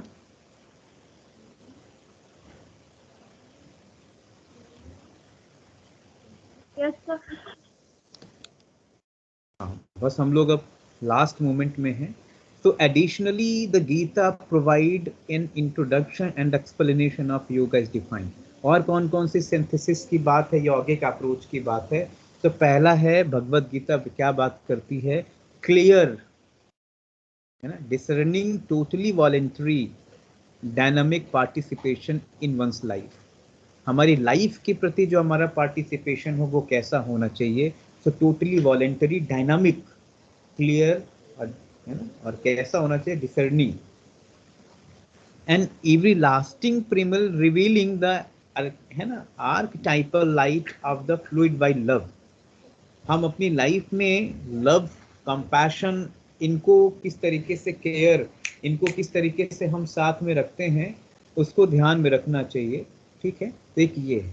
Third thing is the sacrifice that elevate us. It is a very important thing, sacrifice. जब तक आप सैक्रिफाइस की फीलिंग में नहीं आओगे तब तक शायद हो सकता है आपको वो नहीं मिलेगा जो आप चाहते हैं। तो कुछ यदि आपको पाना है तो जो आपने पहले से पकड़ रखा है उसको तो छोड़ना पड़ेगा ना। और यदि सपोज टू भी कोई जो आप पा रहे हैं वो बड़ा ही इम्पोर्टेंट और बड़ा ही ऑब्जेक्टिवफुल है, तो आपने जो सदियों से पकड़ रखा था उसको तो छोड़ना पड़ेगा। फॉर एग्जाम्पल, आप मार्केट में गए और आपने किसी को आपको किसी ने 50 केजी का शक्कर की बोरी दे दी कि ये साहब लो 50 केजी शक्कर की बोरी मैंने सुरभि को फ्री दिया। तो सुरभि क्या करेगी? सुरभि उसको आसानी से लेगी, तो बोलेगी हाँ साहब हम तो ले लेंगे। तो अब सुरभि ने अपने साइड में ऑलरेडी 5 केजी शक्कर की बोरी, ऑलरेडी शक्कर की पॉलीथीन उसने दबा रखी है। तो जब उससे बोलेंगे कि तेरे को 50 केजी चाहिए, 50 केजी की 5 केजी, तो सुरभि बोलेगी 50 केजी चाहिए। तो भाई 50 केजी चाहिए तो 5 केजी को किनारे रखो, दोनों हाथ से 50 केजी को उठाओ और लेके निकलो। तो अब सुरभि बोलेगी नहीं, वो जो 5 केजी है उसका क्या करना है, उसको छोड़ना पड़ेगा, क्योंकि वही हम सदियों से ढो रहे हैं। तो हम सदियों से ऐसे ही छोटे छोटे वेट, छोटे छोटे, है ना, मैं सुपरस्टिशियल नॉलेज लेके ढोते आ रहे हैं। और जब कोई बड़ा नॉलेज या बड़ा प्रैक्टिस, बड़ी रियलिस्टिक प्रैक्टिस आपको देता है, तो वो जो कंफर्ट, जो बिलीफ सिस्टम हम सदियों से लेके आ रहे हैं, हम वहां से निकलना बड़ा मुश्किल, क्योंकि उनको छोड़ नहीं पाते हैं। दिवाली में तो, दिवाली आ रही है, आपके घर में भी सफाई हो रही होगी, तो आप क्या करते हैं, कोई ऐसी चीजें निकलती हैं तो आप उसको एक बार देखें, सपोज टू बी कि सफाई में से ये पेन निकला, तो आपने इस पेन को क्या किया, ऐसे देखा और दिमाग में लेके आया कि ये तो, अब भले वो पेन में किसी काम का ना हो, उसमें रिफिल ना हो, वो किसी काम का ना हो, फिर भी आप क्या कर सोचेंगे, चलो कभी काम में आ जाएगा, रिफिल वगैरह डलवा लेंगे, काम चल जाएगा। और आप उसको क्या करेंगे, आप उसको अपने जो आपके पास कबर्ड है उसमें आपने डाल दिया। अब वो पड़ा है और वो पड़ा ही रहेगा। ऐसे ही हमारे पास है, जिन थॉट से हमको ज्यादा लगाव होता है उन थॉट्स को हम अपने अनकॉन्शियस कबर्ड में डालते जाते हैं। अब वो, उनको हमें पता है कि कुछ करने वाले हैं नहीं, उनसे कुछ होएगा भी नहीं, फिर भी हम डालते जा रहे हैं। सो अननेसेसरी यदि आप गार्बेज अपने अंदर डालना शुरू कर रहे हैं, तो जब कोई आपको बड़ी चीज देगा तो आपको गार्बेज तो बाहर निकालना पड़ेगा ना, छोड़ना पड़ेगा ना। तो सैक्रिफाइस दैट एलिवेट्स अस।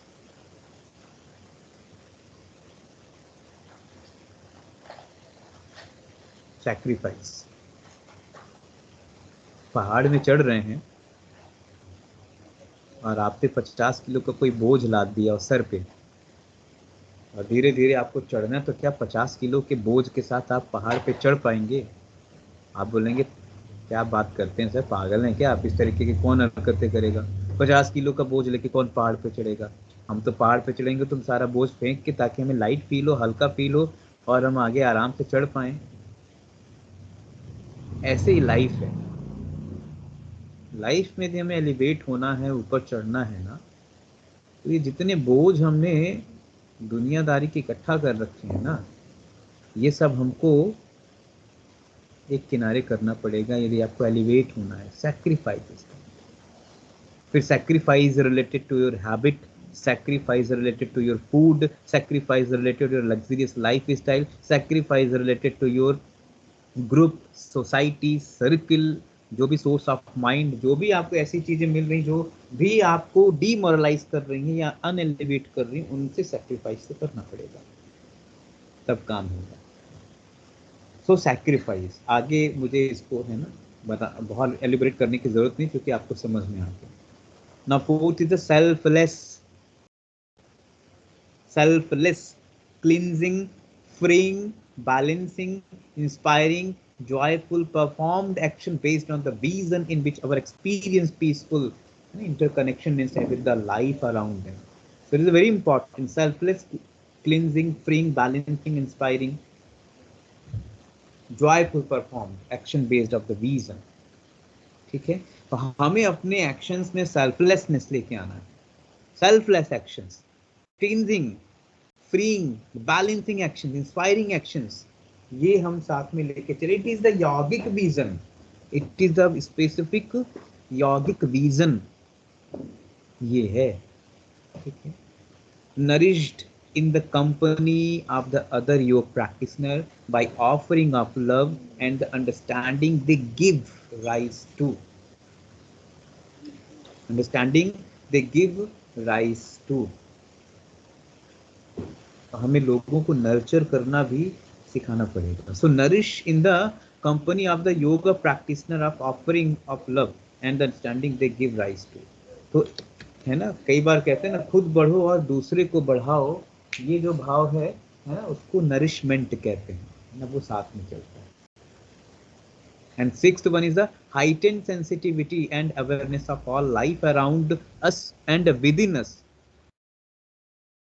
तो अपनी लाइफ में अवेयरनेस तो जरूरी है ना, और हाइटेंड सेंसिटिविटी का मतलब नहीं होता कि सेंटिमेंटल्स है ना, सेंटिमेंटल्स नहीं है लाइफ में. Sensitivity is the very very deep rooted things. Sensitivity का मतलब होता है कि आप लाइफ के जो फेजेस हैं, लाइफ के जो पहलू हैं, उनको आप कितने है ना अलर्टनेस के साथ, या कितने आप उसको अपने माइंड प्रेजेंस के साथ आप उसको देखते हैं. It's called a sensitivity. Sensitivity का मतलब नहीं कि फटाक से रो दिया, फटाक से हंस दिया, फटाक से ना. It is not a sensitivity, is a emotional things. It is sentimentals. Here the meaning of sensitivity related to alertness, है ना. तो हमारी लाइफ में क्या हो, so and up outpour of love in the rest for के है ना, occasions with the life wonder and the beauty. Seventh is the fearless, अभय, डर नहीं हो लाइफ में. Illuminating and the journey that does not in the with the death. ये है lessons of Bhagavat Gita. और आप देखिए पहले चैप्टर से लेके लास्ट चैप्टर में आते आते जो अर्जुन पहले चैप्टर में कह रहा है कि साहब हमारा गांडीव हमारे हाथ से छूट रहा है, मुख सूख रहा है, पसीना आ रहा है, पूरे बॉडी का टेम्परेचर बढ़ गया है, ऐसा अर्जुन लास्ट चैप्टर में आते आते कहता है कि साहब अब जो करवाना है करवाओ, मैं कर सकता हूँ, बताओ क्या करना है, कहाँ कूदना है, किसको करना है, मारना है. So it is the fearless, illuminating and the journey that है ना does not end with the death. मरना तो सभी को है, लेकिन यदि आप अभय होके मरे तो ऐसे नहीं कि सब कुछ करते हुए ऐसी डेथ हो जाए. भगवत गीता में भगवान कृष्ण ने अर्जुन को मृत्यु भी समझाया है. तो बताया मृत्यु जो है वो वीरों का उपहार है, वीरों को शोभा देती है. तो fearless, illuminating and happiness with the joy, है ना, इसके साथ यदि मरे तो अच्छा है. and the vision that exclude the nothing from its practice. ठीक है.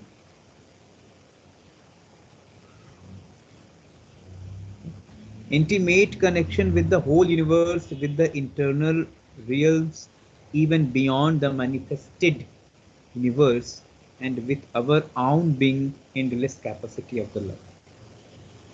And last one is the pure determined force that moves us towards the mysterious and the secret of the connects with the earth's wonderfulness and of existence of being and all life.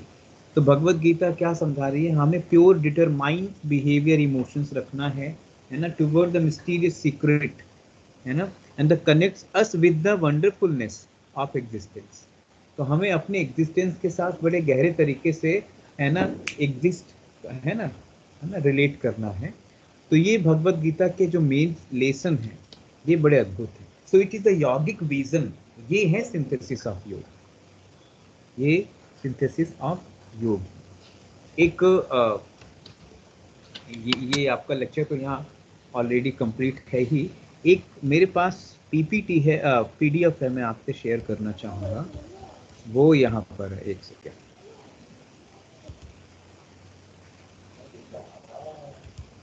ये देखिए, this one.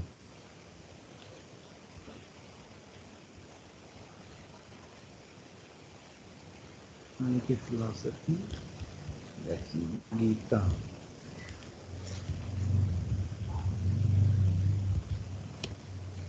ये आपको मदद करेगा yoga synthesis. ये में भी शायद आपको हेल्प करे और काफ़ी हेल्प करेगा आपकी, ठीक है। आप ये देखिए,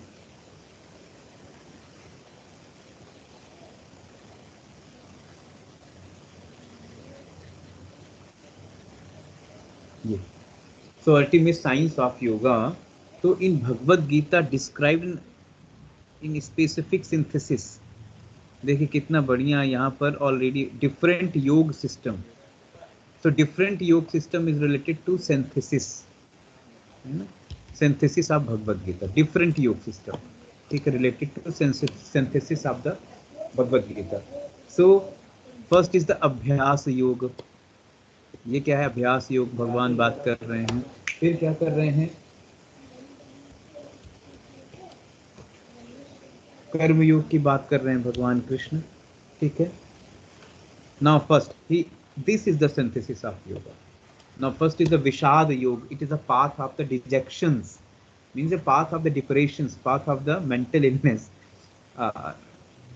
द पाथ ऑफ डिजेक्शंस। हमें कैसे चीजों, तो यही भगवान बताते हैं योगा ऑफ डिजेक्शन, डिजेक्शंस कैसे हो लाइफ, ठीक है ना। सो डिजेक्शंस की जो प्रैक्टिस है, यहाँ पे कृष्ण अर्जुन को काफी गहराई से समझाने की कोशिश करते हैं, है ना, कि डिजेक्शंस है क्या।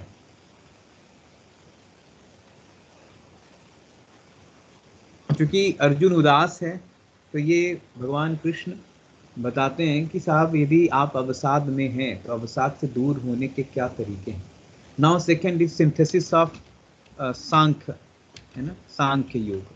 तो Sankhya yog is the path of the analysis, देखिए path of analysis and analysis related to, so analysis related to absolute mean of the logical analysis. Philosophers and intellectuals may prefer this योग. So Sankhya Yoga means the equanimous state of the knowledge, equanimous practice of the knowledge. It's called a सांख्य योग, ठीक है। तो यहाँ सांख्य योग की बात भगवान कर रहे हैं। फिर कर्म योग की बात देखिए, कर्म योग इज वेरी गुड। फिर फोर्थ चैप्टर ज्ञान योग, it is also synthesis. When questions come that what is the synthesis of yoga, so synthesis of yoga is already here mentioned.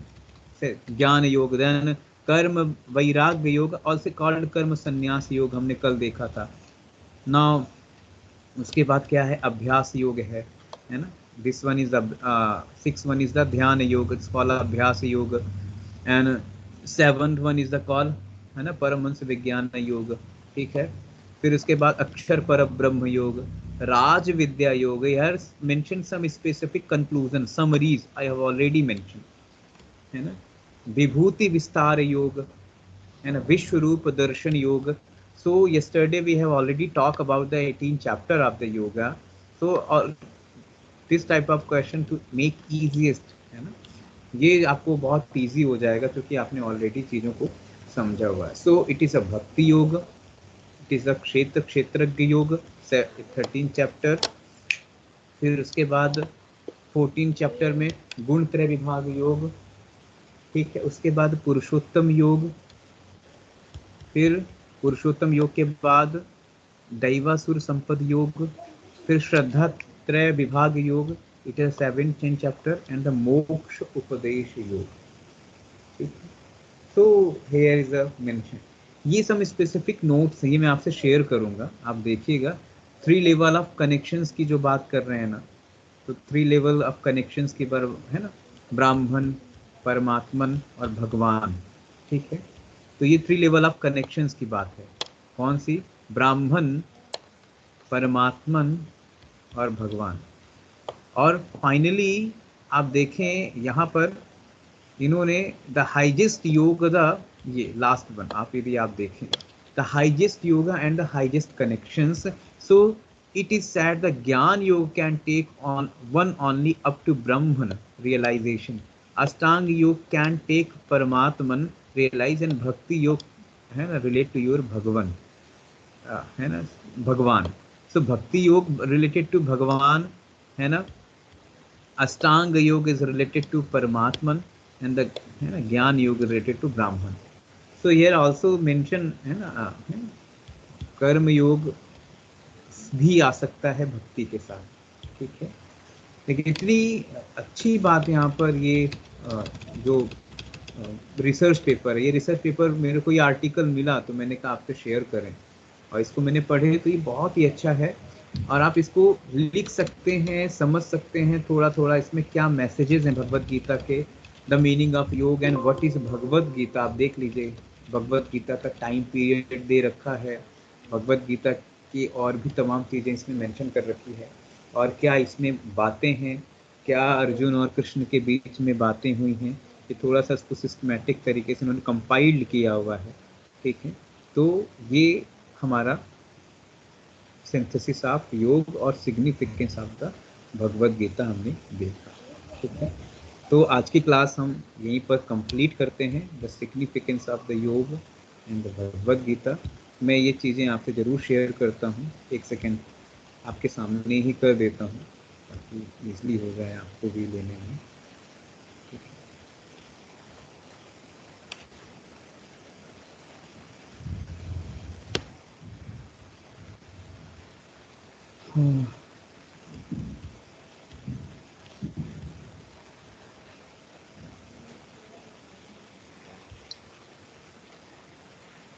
यहाँ मैं आपसे शेयर कर देता हूँ।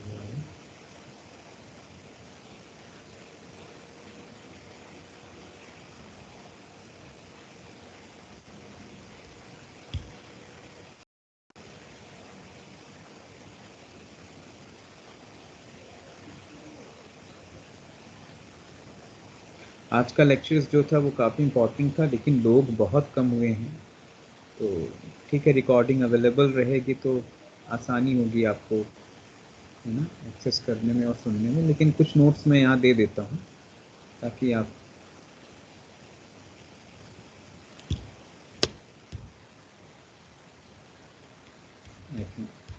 सिस्टम बहुत स्लो है, चलिए मैं कर देता हूँ। तब से चलिए हम लोग शांति पाठ कर लेते हैं। शांति। एनी क्वेश्चंस, किसी के कोई क्वेश्चन है?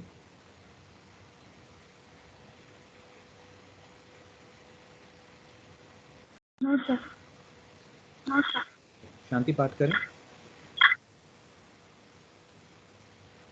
ओम विश्वानि देव सवितर्दुरतानि पराशुभ यद्भद्रं तन्न आशुभ। ओम शांति शांति शांति सर्वारिष्टसु शांतिर्भवतु।